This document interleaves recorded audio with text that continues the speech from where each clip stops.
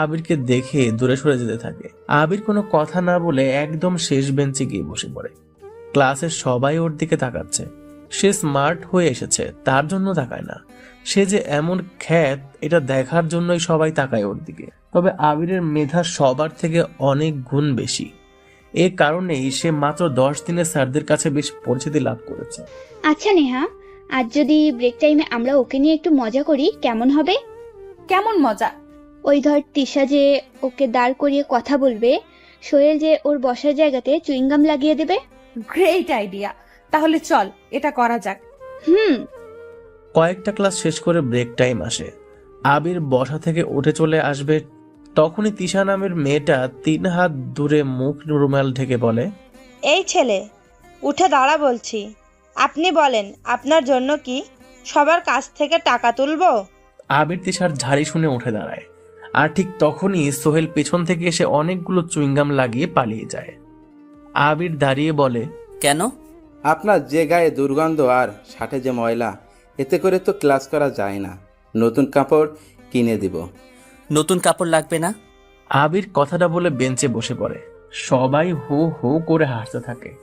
আবির সবাইকে মনে মনে পাগল বলে বেঞ্চে মাথা লাগিয়ে শুয়ে পড়ে। তারপর ক্লাসে স্যার চলে আসে। সবাই দাঁড়িয়ে স্যারকে সম্মান জানায়, কিন্তু যখনই আবির উঠে দাঁড়ায় তখন একটা বেমানান শব্দ শুনতে পায় ও।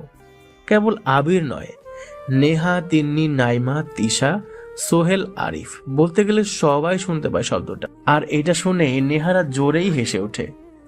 আবির একটু ঘুরে পিছনে তাকায়, দেখে ওর প্যান্টের কিছু অংশ বেঞ্চে লেগে আছে চুইংগামের সাথে। আবির সাথে সাথে বসে যায়। কেমন যেন তার গলাটা ধরে আসতে থাকে, চোখ যেন ঝাপসা হতে থাকে। বারবার উচ্চ পদস্থ মানুষদের দিকে তাকায় আবির। গরিব বলে সবাই তাকে নিয়ে মজা করছে, কিন্তু সে কিছু বলে না। চুপচাপ বেঞ্চে মাথাটা দিয়ে মুখটা নিচু করে শুয়ে পড়ে। এদিকে স্যার তার টপিক নিয়ে নানা রকম কথা বলতে থাকে। একসময় স্যার সবার উদ্দেশ্যে প্রশ্ন করে, পুরুষেরা বলে নারীরা অহংকারী। কেন অহংকারী? কারণ নারীরা সৌন্দর্যের প্রতীক। তারা তাদের সৌন্দর্যের কারণে অহংকারী হয়, আর এই অহংকারটা দেখায় কেবল ছেলেদের কাছে। কথা কি ঠিক? স্যারের কথা শেষ হতেই ক্লাসের ছেলেগুলো সবাই স্যারের সাথে সহমত করে মেয়েদের অনেক কিছুই বলতে থাকে। একসময় ভার্সিটির সব চাইতে সুন্দর মেয়ে নেহা বলে ওঠে, জি স্যার, মেয়েরা অহংকারী। কারণ মেয়ে মানেই মা, মেয়ে মানেই বোন, মেয়ে মানেই একটা সংসার টিকিয়ে রাখার অদম্য ঢাল। মেয়েরা পছন্দ না হলে ছেলেদের প্রপোজালে রাজি হয় না, কারণ মেয়েরা কারো মন নিয়ে খেলতে চায় না, কারণ জোর করে প্রেম হয় না। যখন ছেলেটা জানতে পারবে মেয়েটা তাকে পছন্দ করে না, তখন মনে একটু হলেও কষ্ট পাবে। ফলে না রিলেশনে শান্তি আসবে, না কেউ ভালো থাকতে পারবে। হয়তো ছেলেরা এখন বলবে এই অহংকারের কারণে মেয়েদের কপালে দেখতে খারাপ বর জোটে। হ্যাঁ জোটে, কারণ মেয়েরা পারে না বাবা মায়ের অবাধ্য হতে। ছেলেদের পছন্দ না হলে রাগারাগি করে বাড়ি থেকে বের হয়ে যায়, কিন্তু মেয়েরা তা পারে না। যদি কেউ বেরও হয়, সমাজ তাকে মেনে নিতে পারে না, উল্টা কথা শোনায়। তাই আমরা অহংকারী। পুরো ক্লাসটা এখন ঠান্ডা হয়ে গেছে নেহার কথা শুনে। সবাই নেহার দিকে হা হয়ে তাকিয়ে আছে। স্যারও বেশ অবাক হয়ে চেয়ে আছে তার দিকে। নেহা বেঞ্চে বসে রিল্যাক্স করতেই স্যার বলে, ছেলেরা চুপ কেন? তোমাদের কথার ভিত্তিতে আমরা অনেক কিছুই শিখতে পারবো। ছেলেরা কিছু বলো, নাকি মেয়েরাই জিতে যাবে? কেউ কোনো কথা বলছে না। স্যার উদাস দৃষ্টিতে প্রত্যেকটা ছেলের দিকে তাকায়। স্যারের চোখ আটকে যায় পিছনে বসা বেঞ্চে শুয়ে থাকা একটা ছেলের দিকে। স্বভাব মতোই স্যার চক ছুঁড়ে মারে ছেলেটার দিকে। পিছনে বসা আবির লাফ দিয়ে উঠে দাঁড়িয়ে পিছনে প্যান্ট যেখানে ছিঁড়ে গেছে সেখানে হাত দিয়ে দাঁড়ায়। সবাই হো হো করে হাসতে থাকে। আবির মাথাটা নিচু করে নেয়। স্যার বলে, এই যে বেয়াদব, স্যার যে এতক্ষণ ক্লাসে ছিল, তুমি কি জানো? জি। রাতে কি চুরি করতে চাও? কাপড় চোপড় দেখে তো তাই মনে হচ্ছে। কাপড়গুলো কি কাছো না? এত ময়লা বাঁধিয়ে রেখেছো কেন? আর এগুলো কি ধরনের পোশাক? ব্যাগটাও তো ছেঁড়া। সহপাঠীদের কি দেখো না কত স্মার্ট হয়ে ক্লাসে আসে? কোথা থেকে এসেছো? বেয়াদবের মতো ক্লাসে পড়ে পড়ে ঘুমাচ্ছ। ফাজিল ছেলে কোথাকার। স্যারের অপমানে আবির আরো মাথাটা নিচু করে নেয়। একটা দীর্ঘশ্বাস ফেলতে যেও যেন পারে না। সবকিছু আবারও কেমন গোলাটে লাগছে। বারবার মনে হতে থাকে ওর, যেখানে বড়লোকি জীবনযাপনের আধিক্য সেখানে গ্রাম থেকে আসা গরিব ছেলেটার কোনো মূল্য নেই। স্যারের কথাগুলো শুনে ক্লাসের সবাই উচ্চ স্বরে হাসতে থাকে। স্যারও একটু হাসলেন। আবিরকে আবার স্যার বলতে থাকে, বেয়াদব ছেলে, নাম কি তোমার?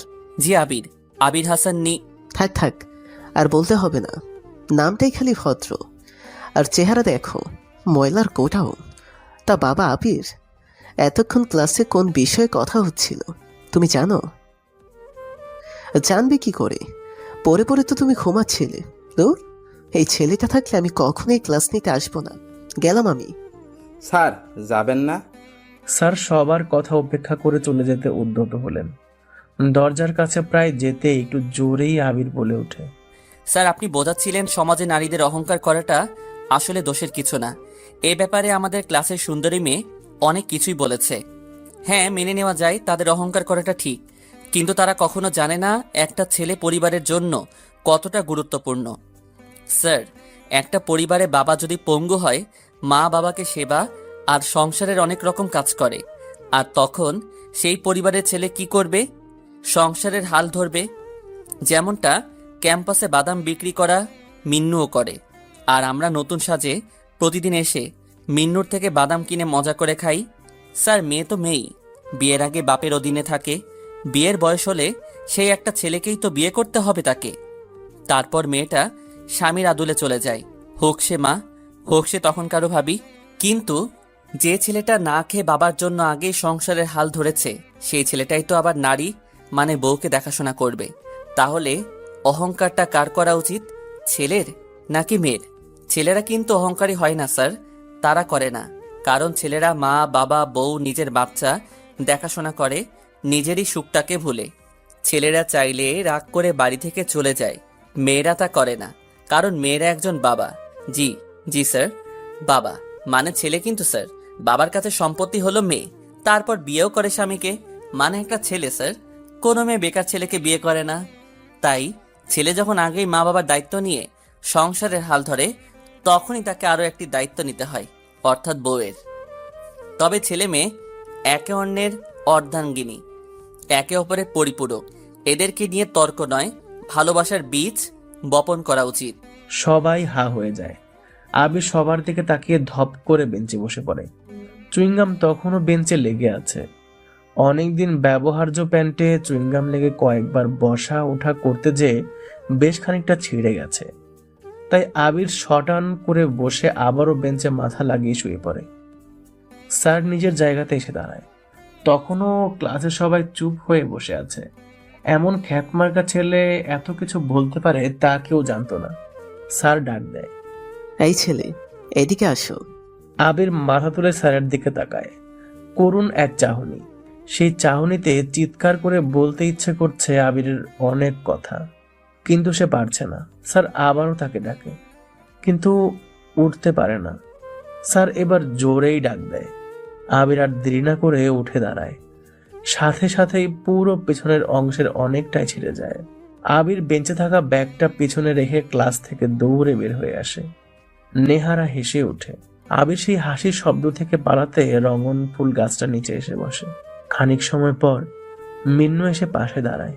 মিন্নুকে দেখে আবির আবারও মুচকি হাসে। মিন্নু বলে, ভাইজান, আজগা মনে হয় মায়ের লজ্ঞা ওষুধ কিনতে পারুম না। কেন? দেখেন না বাদাম গুলান এখনো বিক্রি হয় নাই, কি করে কিনবো কন? তুই কেন তোর মায়ের জন্য ওষুধ কিনবি? তোর আপার টাকা আছে না? কিন্তু আম্মাই তো কয় আপার থেকে টাকা না নিতে। আপার টাকায় নাকি বিষ আছে। আচ্ছা ভাইজান, টাকায় বিষ থাকে কেমনে? মানুষ কি মইরা যায়? মা কইছে হেই টাকা নিলে নাকি আমরা বিষাক্ত হমু। কি করে ভাইজান? আবির কিছু বলে না, কেবল মুচকি হাসে। মিন্নু আবিরের হাসির দিকে তাকায়। মিন্নু কেবল আবিরের হাসির জন্যই আবিরকে ভালোবেসে ভাইজান বলে ডাকে। আবির দীর্ঘ এক শ্বাস টেনে ছেড়ে দেয়। এই শহরের সব জায়গা তার চেনা। মানুষদেরকে আবির হাতের তালুর মতো চেনে। অন্ধকার হলে মানুষগুলো আবিরের বন্ধু হয়ে যায়। সেই বন্ধুত্বের ফারাক অনেক বিশাল। সেখানে কোনো অনুভূতি নেই, আছে অনেক হিংসুটে প্রাণহীন রক্তকেন্দ্র। আবির হাসি থামিয়ে বলে, তোর আপা অনেক ভালো রে মিন্নু। তোর মাকে বলিস তোর আপার উপরে যেন রাগ না করে। আর শোন, তোর মাকে না জানিয়ে তোর আপার থেকে টাকা নিয়ে ওষুধ কিনিস। তোর মা বাবা আর আপার সাথে একদিন দেখা করব। আমাকে নিয়ে যাবি তোদের বাড়িতে? হ ভাইজান, আপারে আগের দিন তোমার কথা কইছি, আপা কইছে বড়দের সাথে না মিশতে। ভালো বলেছে, যা তাহলে বাড়িতে যা, কাল আসিস। তুমি যাবা না? মিন্নুর কথা শুনে আবির একটু হেসে বসা থেকে উঠে দাঁড়ায়। তখনই ব্যাগটা পিছনে ফেলে রাখে আবির, কিন্তু মিন্নু ঠিকই টের পায় আবিরের করুণ অবস্থা। মিন্নু বলে, কি হইল, আপনি ব্যাগ পিছনে রাখছেন কেন? এমনি। মিন্নু হেসে বলে ওঠে, ভাইজান আপনি আমার গামছাটা নিয়ে যান, কাল আননেন তখন নিয়ে নেব। আমি বুঝতে পারছি লন। মিন্নুর দেওয়া গামছা কোমরে পেঁচিয়ে হন হন করে ভার্সিটি থেকে বের হয় আবির। ভার্সিটির সবাই আবিরকে দেখে উচ্চ স্বরে হাসতে থাকে। আবির কোনো দিকে না তাকিয়ে জোরেই হেঁটে চলে যেতে থাকে। ভার্সিটির গেটের কাছে আসতেই আবির আবারও কারোর সাথে ধাক্কা লেগে পড়ে যায়। আবির থতমত খেয়ে উঠে দাঁড়িয়ে অবাক চোখে লোকটার দিকে তাকায়।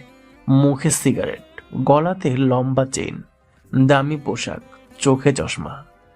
আবির আস্তে করে বলে ওঠে, সরি। লোকটা চশমা খুলে আবিরের দিকে হা হয়ে তাকায়। আবির না তাকিয়ে চলে আসতে যাবে, তখনই লোকটা বলে ওঠে, ভা। আবির ঘাড় ঘুরে অস্বাভাবিক এক দৃষ্টিতে চায় লোকটার দিকে। লোকটা থেমে যায়। আবির আর না দাঁড়িয়ে চলে আসে সেখান থেকে। লোকটা মানে ছেলেটা আবিরের চলে যাওয়ার দিকে হাবার মতো তাকিয়ে থাকে। তারপর মুচকি হেসে ভার্সিটির দিকে চলে যায়। শফিক সাহেবের বাড়ির দারোয়ান আবিরকে ঢুকতে দিতে চায় না, কেমন যেন অগ্নি দৃষ্টিতে আবিরের দিকে তাকায়। তবে রহিম মিয়া কিছুই করার নেই, শফিক সাহেবের নির্দেশ। আবির যখন খুশি বাইরে যাবে, আসবে, থাকবে, এতে কেউ কোনো কথা বলবে না।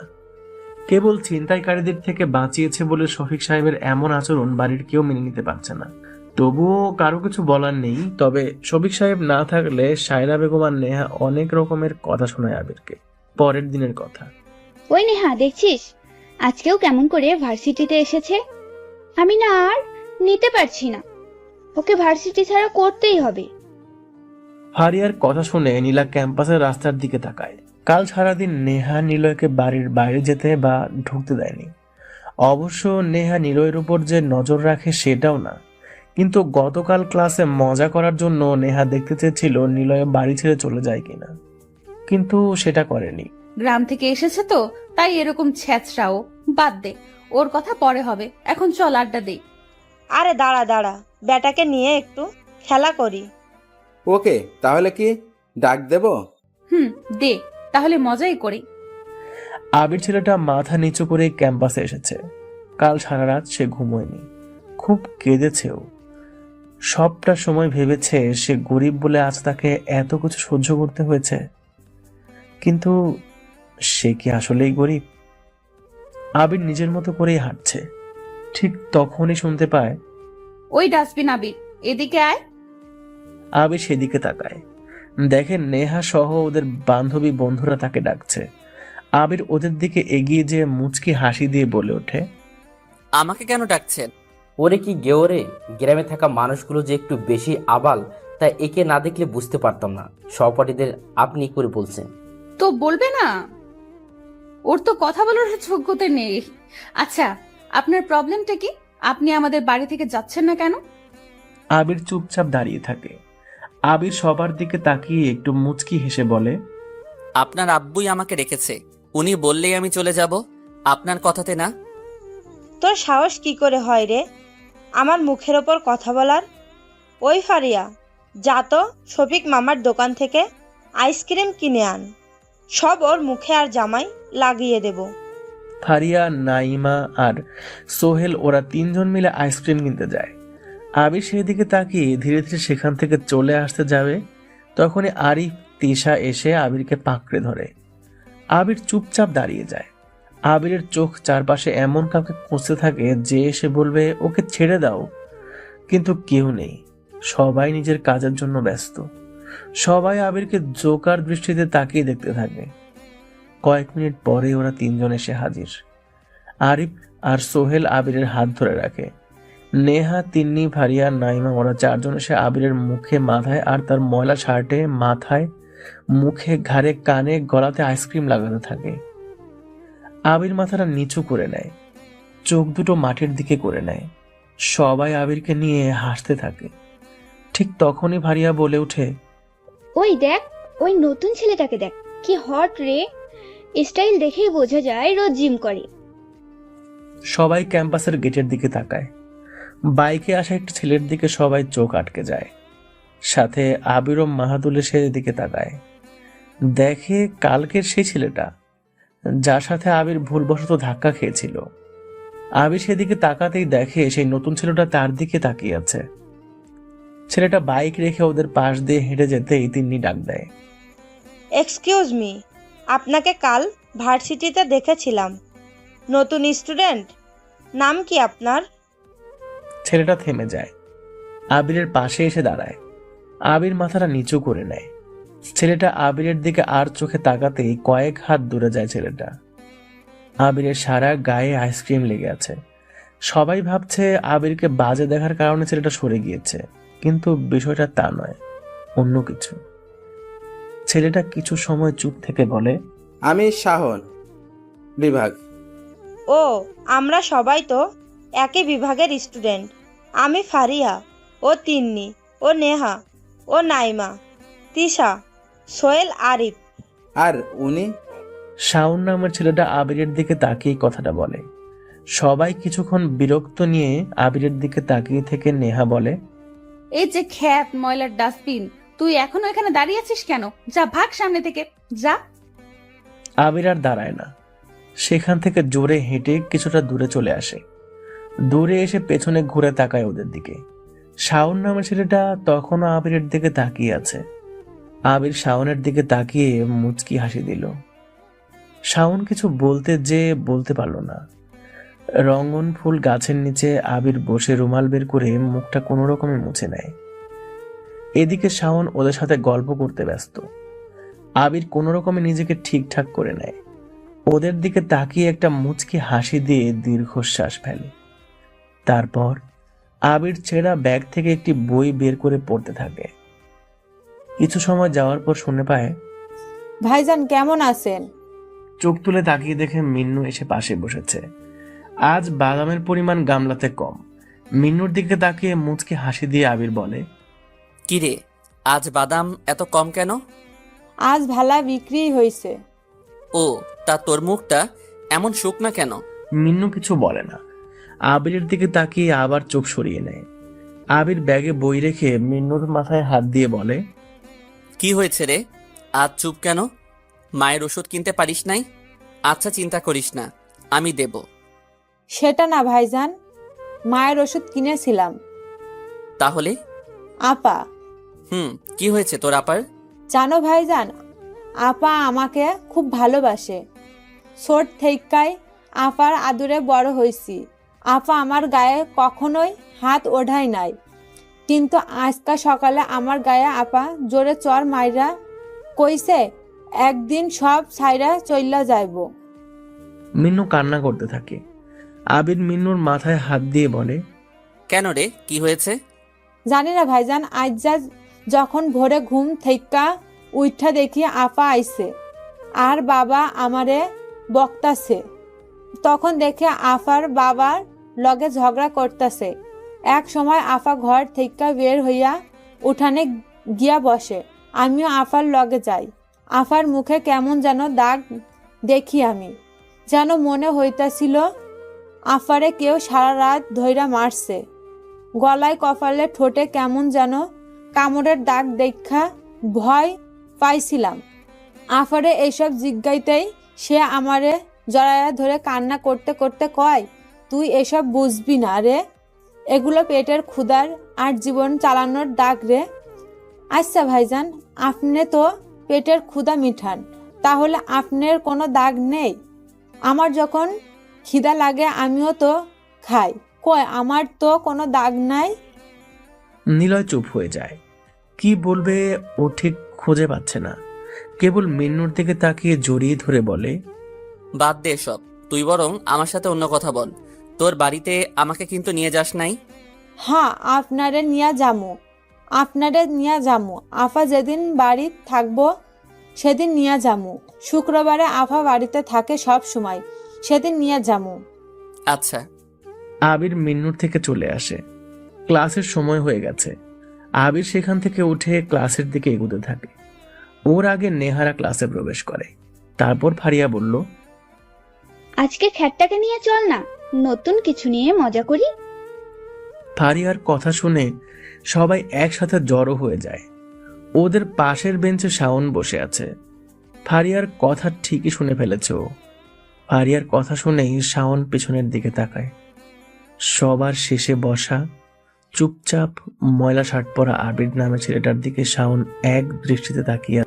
আবির শাওনের দিকে তাকায়। শাওন চোখ সরিয়ে নেহাদের দিকে তাকিয়ে থাকে। তা কি নিয়ে মজা করবি? আচ্ছা, আজকে ওর ব্যাগটা কেড়ে নিব। কিভাবে? দুটো ক্লাস পরেই তো অফ আছে, সেই সময় যখন ও বাইরে যাবে তখনই আমরা সারিয়ে ফেলবো। ঠিক বলেছিস। কিছুক্ষণ পর স্যার ক্লাসে আসেন। এসেই আবিরের দিকে তাকায়। আবির তাকিয়ে মাথা নিচু করে আছে। স্যার সবাইকে বসার অনুমতি দিয়েই আবিরকে ডাক দেয়। এই ছেলে, তোমার নাম আবিরই তো? জি স্যার। যাক, নামটা তাহলে মনে আছে। তা তোমার এইরকম ড্রেস কেন? জানো তুমি এখন কোথায় পড়াশোনা করছো? ঢাকা ভার্সিটিতে। এখানে সব ছেলেমেয়েরা কত স্মার্ট দেখছো। জি স্যার। তুমি এমন স্মার্ট হতে পারো না? আবির চুপচাপ দাঁড়িয়ে থাকে। সবার দিকে একবার করে তাকায়। সবাই ঘুরে আবিরের দিকে তাচ্ছিল্যের হাসি দিয়ে চেয়ে আছে। মাথাটা নিচু করতেই স্যার বলে, কি হলো বলো? তুমি একটু পোশাক আশাকে স্মার্ট দেখাতে পারো না? জানো তো, পোশাক আর হেয়ার স্টাইলই বলে দেয় মানুষটা আসলে কেমন হতে পারে। তুমি একটু স্মার্ট হও। আবির একটু মুচকি হাসলো। স্যার ওকে হাসির জন্য ঝাড়ি দিতে যাবে, তখনই আবির বলে, কি হবে স্যার স্মার্ট দিয়ে? যেখানে মানুষের মধ্যে অন্য মানুষদের জন্য কোনো মূল্যবোধ থাকে না, সেখানে স্মার্টনেস দিয়ে কি হবে? স্মার্টনেস কেবল দামি পোশাকই বহন করে, এটা ভাবা ভুল স্যার। একজন রিক্সা চালকও স্মার্ট স্যার, কারণ তার রিক্সা যত বেশি চলবে সে তার পরিবারের জন্য তত বেশি সুখ আহরণ করতে পারবে। আমার কাছে স্মার্ট মানে টাকা থাকা নয়, নতুন ড্রেস আপ পরে ঘোরা নয়, কথায় কথায় ও নো, ও মাই গড, ও শিট, সরি, ইডিয়ট, স্টুপিড বলা নয়। আমার কাছে স্মার্ট মানে মূল্যবোধ, যা হয়তো শিক্ষার মাধ্যমেও অর্জন করা যায় না স্যার। আর কি হবে এসব পোশাক দিয়ে? যদি মেয়েদের লজ্জা স্থানের আকৃতি বোঝা যায় আর তা দেখে ছেলেরা ওয়াও কি মাল যাচ্ছে রে বলে, তাহলে স্মার্টনেস কি বাড়বে নাকি যাবে স্যার? গ্রাম থেকে এসেছি স্যার, দুবেলা পেটের খাবার জোটাতেই হিমশিম খেতে হয়। সেখানে স্মার্টনেস দেখিয়ে কি হবে? কেউ না খেয়ে থাকলে অন্য কেউ এসে কখনোই বলবে না চল আমি তোকে খেতে দেব। তাহলে স্মার্টনেস দিয়ে কি করব আমি স্যার? স্যার আর কোনো কথা বলছে না, কেবল হা হয়ে আবিরের দিকে তাকিয়ে আছে। শুধু স্যার নয়, ক্লাসের সবাই আবিরের দিকে অবাক চোখে তাকিয়ে আছে। বিশেষ করে যে মেয়েগুলো শর্ট ড্রেস পরে আসে তারা। আবির নিজের জায়গাতে বসে পড়ে। এভাবেই দুটো ক্লাস পার হয়। 1 ঘন্টার ব্রেক চলে। আবির ব্যাগ রেখে রঙন ফুল গাছের নিচে এসে বসে। ঘামে ভেজা শার্টের হাতা দিয়ে মুখটা মুছে নেয়। খানিকটা সময় পর মিন্নু আসে। চোখ মুখে তখন মিন্নুর চিন্তার ছাপ। আবির বলে, কি হয়েছে, এখনো মন খারাপ? ভাইজান, দুপুরে গেছিলাম বাড়িতে ভাত খাইতে। বাড়ির কাছে যাইয়া শুনি আপা পাশের বাড়ি এক ভাবির লগে ঝগড়া করতেছে। ঝগড়ার সময় ভাবি কইতাছিল আফারে, তুই তো একটা খারুস, রাতে গিরি করে বাড়িতে আসোস, তোর লজ্জা করে না মুখ দেখাইতে? ভাইজান, ভাবি যখন আফারে এসব কইতাছিল আপা কোনো উত্তর দেয়নি কেন? আফার চোখে পানি দেখা আজ না খাইয়া চইলা আইছি। আবির কিছু বলতে যেও বলে না। কি বলবে ও? মিন্নুর মা পঙ্গু, বাবা একজন মাতাল। ওর বড় বোন সংসার চালাতে, মায়ের ওষুধ কিনতে, বাবার নেশা মেটাতে রাতের অন্ধকারে রাতের পরী হয়ে থাকে। টাকাওয়ালা মানুষগুলো সেই পরীটাকে নিত্য নতুনভাবে ব্যবহার করে। আর সেই বড় লোকেরা টাকাগুলো গরিবদের দান করতে গেলে তাদের হাত কাঁপে। আবার সেই নারী যদি সংসার চালানোর কাজে নিজের দেহটাকে বিক্রি করে, সেই নারী হয়ে যায় খারাপ। অথচ সমাজের ভদ্রলোকেরা দিব্যি তাদেরকে টাকার বিনিময়ে ভোগ করে যায়। আজব খেলা। ভাইজান চুপ কইরা আছেন কেন? ভাবছি আজকে তোদের বাসায় যাব। যাবেন? আচ্ছা তাইলে যাই। বাড়িতে বইলে আসি। আমি এখন যাইবো আর আইবো, আপনি এইখানে থাকবেন। হুম। মিন্নু চলে যায়। এদিকে আবারও ক্লাস শুরু হওয়ার সময় চলে আসে। নিলয় ক্লাস শুরু হওয়ার 10 মিনিট আগেই ক্লাসে আসে। নিজের জায়গাটা যেয়েই বেশ অবাক হয়, কারণ সেখানে তার ব্যাগ নেই।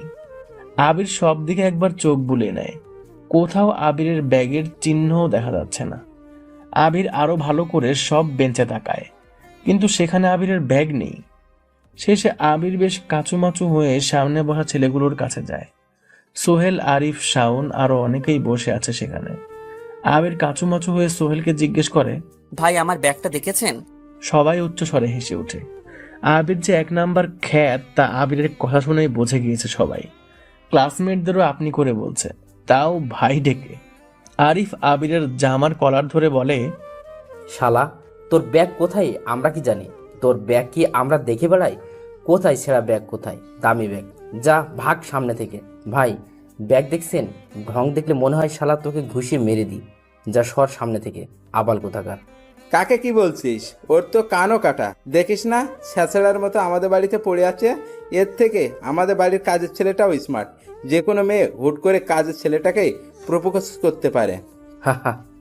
সবাই বেশ জোরে হাসতে থাকে। এভাবে সেম ইয়ারদের কাছে র্যাগিং হতে হবে বা টিজ হতে হবে আবির কল্পনাও করেনি।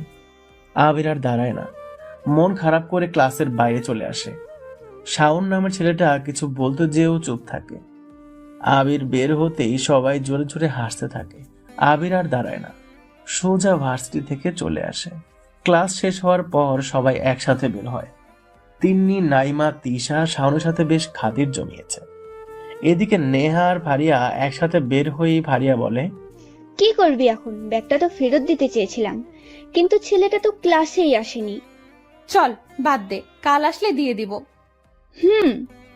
সবাই যে যার মতো করে বাড়িতে চলে যায়। পরের দিন ঠিক সময় সবাই ভার্সিটিতে চলে আসে, কিন্তু আবিরকে কোথাও পাওয়া যায় না। আবির ভার্সিটিতে আসেনি।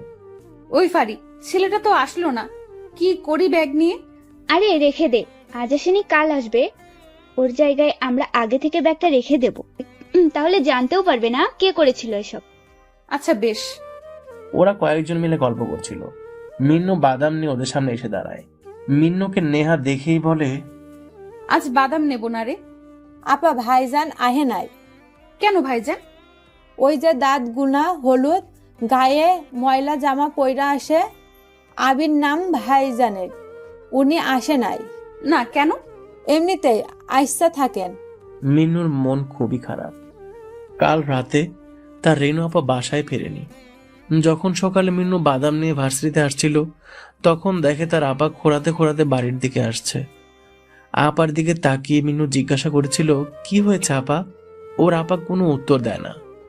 মিন্নু আর না দাঁড়িয়ে পেটের তাগিদে বাদাম নিয়ে চলে আসে। ভেবেছিল আবিরের সাথে গল্প করে মন ভালো করবে, কিন্তু আবিরকে ছাড়া ভার্সিটি খুঁজেও কোথাও পায়নি। এভাবেই কেটে যায় অনেকদিন। ব্যাগটা আবির আর নিতে আসেনি। নেহা একবার ছাদের চিলকোঠায় গিয়েছিল আবিরকে দেখতে, কিন্তু সেখানেও তারা ঝুলছে দেখেও। সবাই আবিরের কথা ভুলে গেলেও নেহা পারছে না, কেন যেন সে আবিরকে খুঁজছে। প্রায় 25 দিন পর নেহা রুমে বসে বই পড়ছে। হঠাৎ চোখ চলে যায় সেই ছেঁড়া ব্যাগটার দিকে। নেহা কি মনে করে ব্যাগটা খোলে। ক্লাসের কোনো বই ব্যাগে নেই, কেবল আছে 2টো ইংরেজি নোভেল। নেহা অবাক হয় এরকম একটা ছেলের ব্যাগে ইংরেজি নোভেল দেখে, যা নেহা কখনোই পড়েনি। আর আছে কয়েকগুলো ইংরেজি পত্রিকার কাটা ছবি সহ ডেস্ক রিপোর্ট। নেহা পত্রিকা থেকে কাটা কাগজগুলো উল্টাতে থাকে। ছবিটা তার বাবার, অর্থাৎ শফিক সাহেবের ইংরেজি পত্রিকা। সেখানে শফিক সাহেবের নিয়ে অনেক কিছুই লেখা। নেহা পত্রিকার কাটা অংশগুলো উল্টাতে থাকে।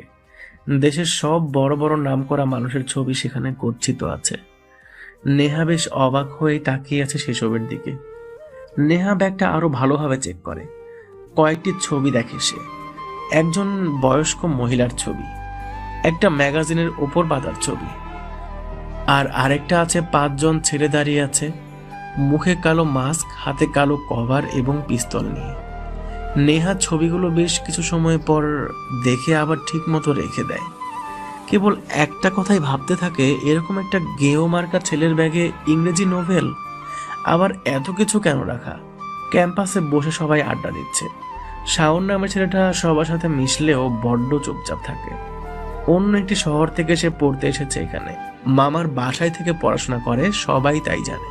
শাওন এখন সবারই বেশ পছন্দের, আর হবেই বা না কেন। ছেলেটা সব দিক থেকে পারফেক্ট। যে কোনো মেয়ে পটাতে একটা ছেলের বাহ্যিক ভিতরের সব দিক দিয়েই সে পারফেক্ট। আবার ভালো গিটারও বাজাতেও পারে, সেই সাথে গানও গাইতে পারে বেশ। এ কারণেই মেয়েদের প্রথম ও প্রধান ক্রাশ শাওন। সবাই কম বেশি শাওনকে পেতে ও সঙ্গ দিতেই ভালোবাসে। এ কারণেই শাওন এখন পুরো ভার্সিটির সবার পরিচিত। শাওন ক্যাম্পাসে বসে গিটার বাজিয়ে চলেছে, সেই সাথে গাইছে। হঠাৎ এসেছিলে চোখের আলোতে, হারিয়ে ফেলেছি এক ঝলকে, তবুও তুমি মিলে চোখের কোণে, আগলে রেখেছ বড় যতনে। সবাই যখন শাওনের বাজানো গিটারের তালে তালে গান শুনছে মুগ্ধ হয়ে, তখনই শাওন খেয়াল করে ক্যাম্পাসের গেট দিয়ে কালো প্যান্ট আর সাদা শার্টের একটা ছেলে ধীর পায়ে প্রবেশ করছে ভার্সিটিতে। শাওন ছেলেটাকে দেখেই গান বন্ধ করে দেয়। সবাই শাওনের দিকে তাকাতেই দেখে শাওন গেটের দিকে তাকিয়েছে। সবাই শাওনের দৃষ্টি ফলো করে তাকায় সেদিকে। দেখে আজ বেশ কয়েক মাস পর আবির নামে সেই খ্যাতমার্কা গ্রাম্য ছেলেটা ভার্সিটিতে আসছে। সবাই অবাক হয়। সবার অবাক হওয়ার পেছনে দুটো কারণ। একটা হলো আবির আগের থেকে একটু পরিপাটি পোশাক পরে ভার্সিটিতে এসেছে, ময়লার কোনো চিহ্ন নেই। আরেকটি কারণ, আবিরকে দেখে শাওন সবকিছু থামিয়ে দিয়ে উঠে দাঁড়িয়েছে। কি ব্যাপার শাওন, তুমি ওই আবাল মার্কা ছেলেকে দেখে থেমে গেলে কেন? গিয়েছো ঠিক আছে, দাঁড়িয়ে পড়লে কেন? কি সমস্যা কি? না মানে, আচ্ছা বসছি। শাওন কথাটা বলেও না বসে দাঁড়িয়ে আছে। আবির ওদের খুব কাছে চলে আসে। নেহাও অনেক অবাক হয়, কারণ নেহা এ কয়েকদিন চিলেকোঠায় আবিরকে দেখেনি। আবির যখন ওদের সোজা আসে, তখনই শাওন মাথাটা নিচু করে নেয়, যা সোহেল ফারিয়া খুব ভালোভাবেই খেয়াল করেছে। তাই সাথে সাথেই ফারিয়া বলে, ওই ছেলে দাঁড়া এখানে। আবির দাঁড়ায়, ঘুরে ওদের সবার দিকে তাকায়। শাওন দাঁড়িয়ে থাকায় ওর দিকে আগে চোখ চলে যায় আবিরের। শাওন একটু তাকাতেই চোখ নামিয়ে নেয়, একদম চুপসানো ভঙ্গিতে দাঁড়িয়ে থাকে, যা বসে থাকা সবার চোখ এড়ায় না। এরকম বাকওয়াস মার্কা একটা ছেলের সামনে শাওন একদম চুপ হয়ে যায়। ব্যাপারটা সবার কাছেই বেশ অবাককর মনে হয়। তাই ফারিয়া এসে আবিরের জামা টেনে ধরে বলে, ওই ছেলে, নিজের দিকে কখনো তাকিয়েছিস? ওই তোর বড় বোন লাগি আমি, শালা আমাকে তোর আপু আপু লাগে? শাওন, তুমি ওকে দেখে চুপ হয়ে গেলে কেন? ফারিয়ার কথা শুনে শাওন আবিরের দিকে তাকায়। আবির শাওনের দিকে তাকাতেই শাওন আবারও মাথা নিচু করে নেয়। আসলে ওরকম খ্যাতমার্কা ছেলের দিকে তাকাতেও ইচ্ছা করে না, তাই মাথাটা নিচু করে নিচ্ছি। শাওনের এমন জবাবে সবাই জোরে হেসে দেয়। আবিরও মুচকে হাসে। শাওন আবিরের দিকে তাকিয়ে হালকা করে হেসে দেয়। আবির আর দাঁড়ায় না, সোজা হন হন করে হেঁটে চলে আসে। আবির সেই ফুল গাছটার কাছে আসতেই খেয়াল করে মিন্নু মন মরা হয়ে বসে আছে। বাদামের গামলাতে অনেক বাদামি পড়ে আছে। আবির ওর পাশে গিয়ে বসে বলে, কিরে মিন্নু, তুই এভাবে বসে আছিস কেন? আবিরকে হুট করে এমনভাবে দেখবে মিন্নু ভাবেনি। আবির প্রায় 1.5 মাস পরে ভার্সিটিতে এসেছে। মিন্নু প্রায় ধরেই নিয়েছিল আবির আর কোনোদিন ভার্সিটিতে আসবে না। আবিরকে দেখা মাত্রই মিন্নু হুড় মুড় করে কেঁদে ওঠে। আবির কিছুটা ভেবাচাকা হয়ে তাকিয়ে বলে, কি হলো, তুই কাঁদছিস কেন? ভাইজান, আমার আপুরে না পুলিশ কাকুরা ধইরা নিয়ে গেছে। আবির কপাল কুঁচকে মিন্নুর দিকে তাকায়। মিন্নুর আপার কথা শুনতেই বুকটা ছ্যাঁত করে ওঠে। মিন্নু খুব করে কাঁদতে থাকে। আবির ওর মাথায় হাত দিয়ে বলে, কি হয়েছে? জানি না ভাইজান, আপার লগে একবার দেখা হয়েছিল, আমারে কিছু বলে নাই।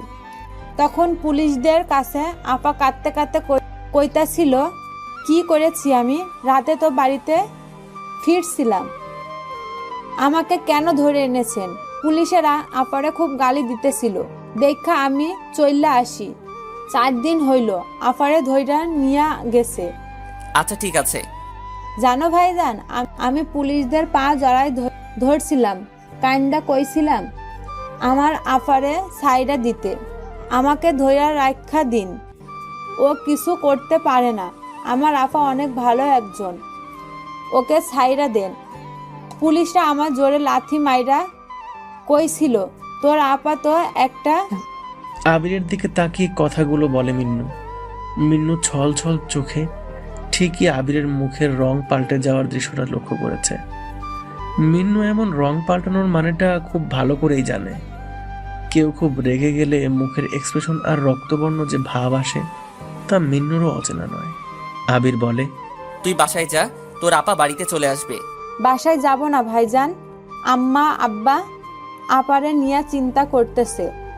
পাড়ার লোকেরা আমাদেরকে নিয়ে বাজে কথা কইতাছে। কি বলছে? কইতাছে রেনু তো ভালো মাইয়া না, ও রাত বেড়াতে অকাম কইরা আসে, এখন পুলিশে ধরছে, কেউ ছাড়াবে না, বহুত টাকার ব্যাপার। জানো ভাইজান, আপার না পুলিশগুলা খুব মারছে। আপার জামাটা ছিঁড়া দেখছি, মায়ের চোটে সব কিছু যেন কেমন হইয়া গেছে। আপা কোনো কথা বলে না, খালি কান্না করে। আমরা গরিব বলে দেখতেও যাইতে পারি না। কেন? জেলের মধ্যে নাকি ঢুকতে হইলে টাকা দেওয়া লাগবো। গেটের লোক আমারে অনেকবার কইছে, আমি টাকাও দিয়া দিছি, কিন্তু আমারে তাও ঢুকতে দেয় না। আবিরের মুখের রং আরো পাল্টে যায়, জোরে একটা নিঃশ্বাস ছাড়ে, হাতটা মুঠ করে কয়েকবার নিজের পায়ে ঘুষি মারতে থাকে। কেমন একটা অস্থিরতা কাজ করছে ওর মাঝেই। মিন্নু সেটা ঠিকই খেয়াল করেছে। আবির বলে, কত টাকা লাগবে বলেছে পুলিশ? বলছে 1 লাখ টাকা লাগবো। আফারে আর দেখতে পাবো না ভাইজান। দূর, বললাম তো আজকে তোর আপা বাড়িতে ফিরবে, তবে দেখিয়ে দিবি আমাকে তোকে কোন পুলিশ লাথি মারছিল। আর কারাগারে কাউকে দেখতে গেলে টাকা দিতে হয় কে বলেছিল তাকেও দেখে দিবি। আর যে তোর আপাকে গালি দিয়েছিল তাকে দেখাতে পারবি তো? পারবো, খুব পারবো। মন চাইতেছিল হারামি গুলাকে ঘুষি মাইরা আফারে ওখান থেকে ছাইরা নিয়ে আসি। ঘুষি মারলে কি কেউ বড় রকমের আহত হয় মিন্নু? জানি না, তবে কেন ছাড়াবে আমার আপারে? কেন আমি? আপনার টাকা কই পাইবেন? আপনি নিজেই তো জামা কিনতে পারেন না, ময়লা জামা পইরা আসেন।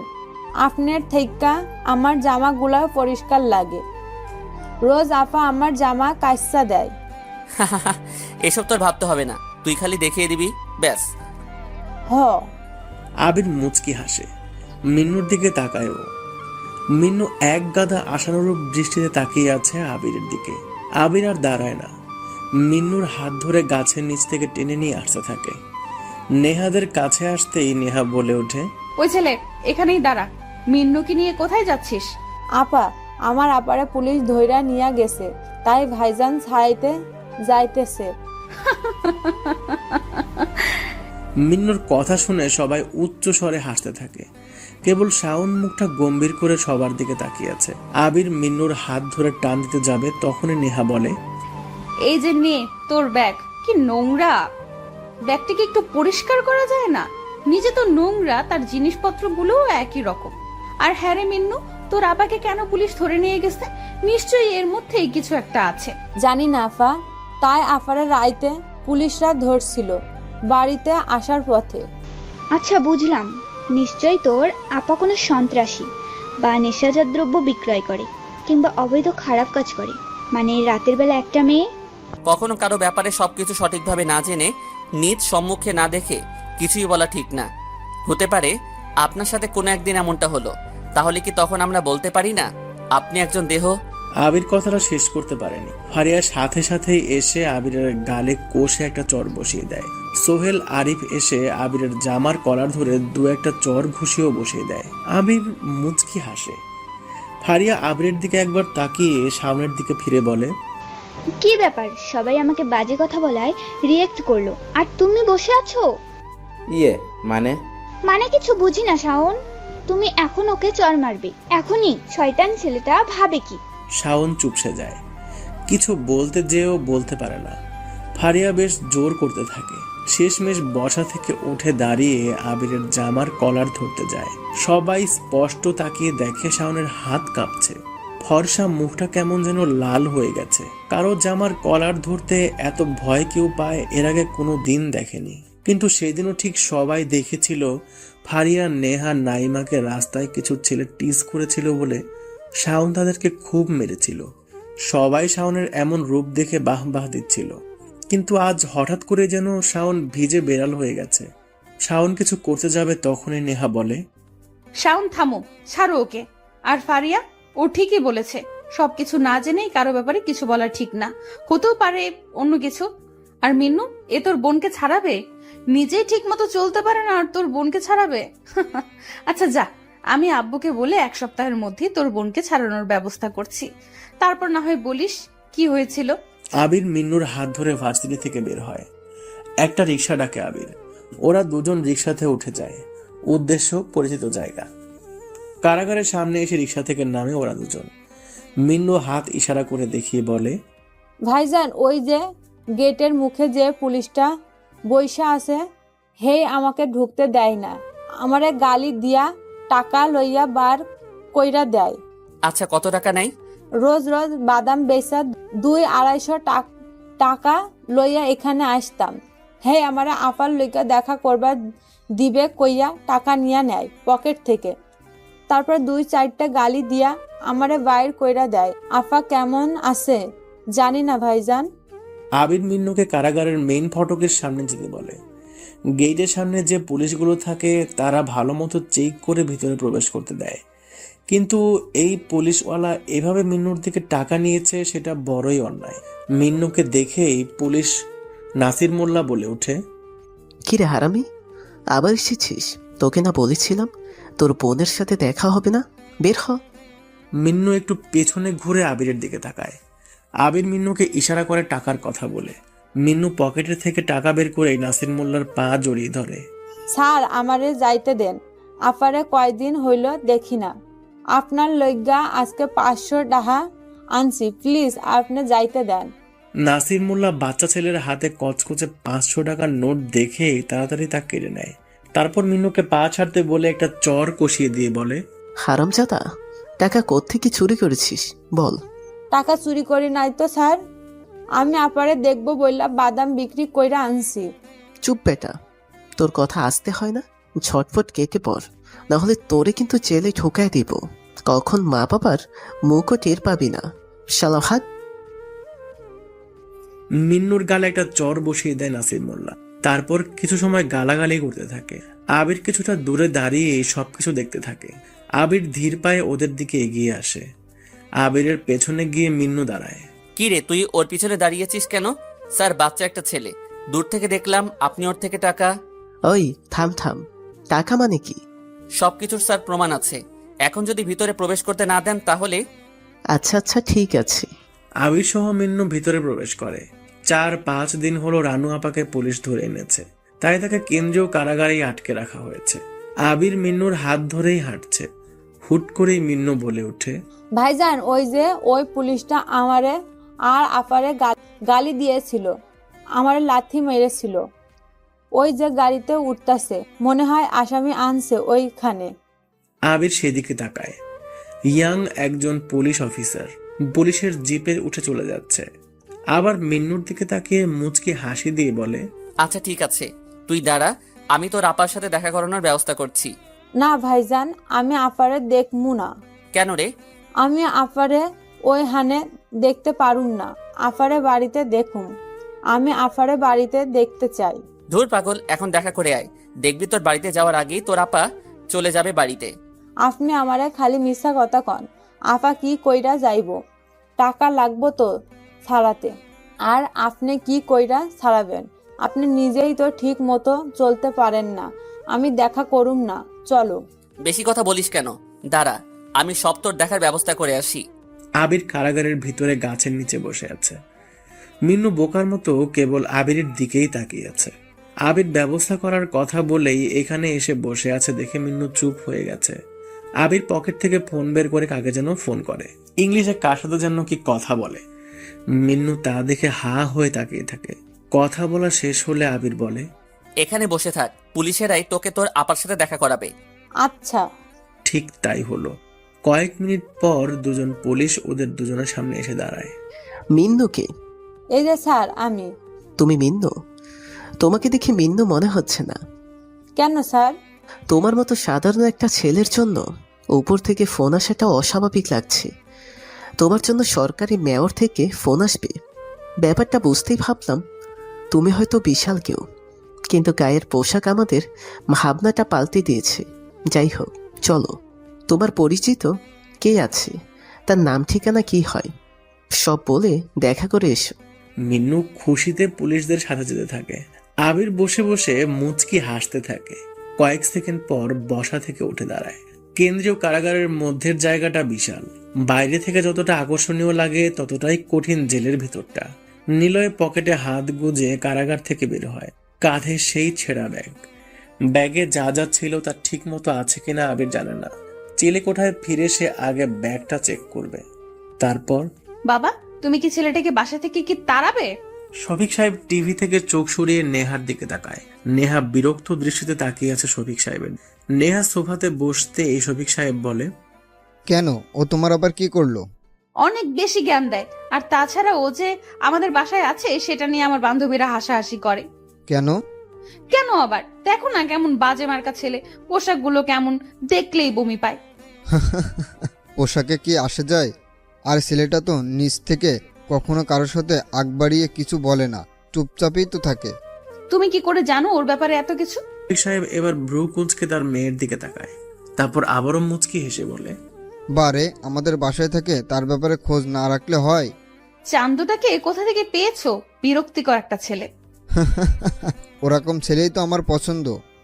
হ্যাঁ, পছন্দ তো থাকো ওকে নিয়েই, একেবারেই রেখে দিও। চত্বর ফালতু একটা ছেলে। শফিক সাহেব হাসতে থাকে। মেয়ের এমন রাগী মুখটা শফিক সাহেবকে যেন আরো হ্যাপি করে দেয়। কিন্তু শফিক সাহেবের এমন হাসির কারণ নেহা ঠিক বুঝতেই পারছে না। আবির ছাদে দাঁড়িয়ে আছে। আজকের আকাশটা কেমন যেন বেমানান লাগছে।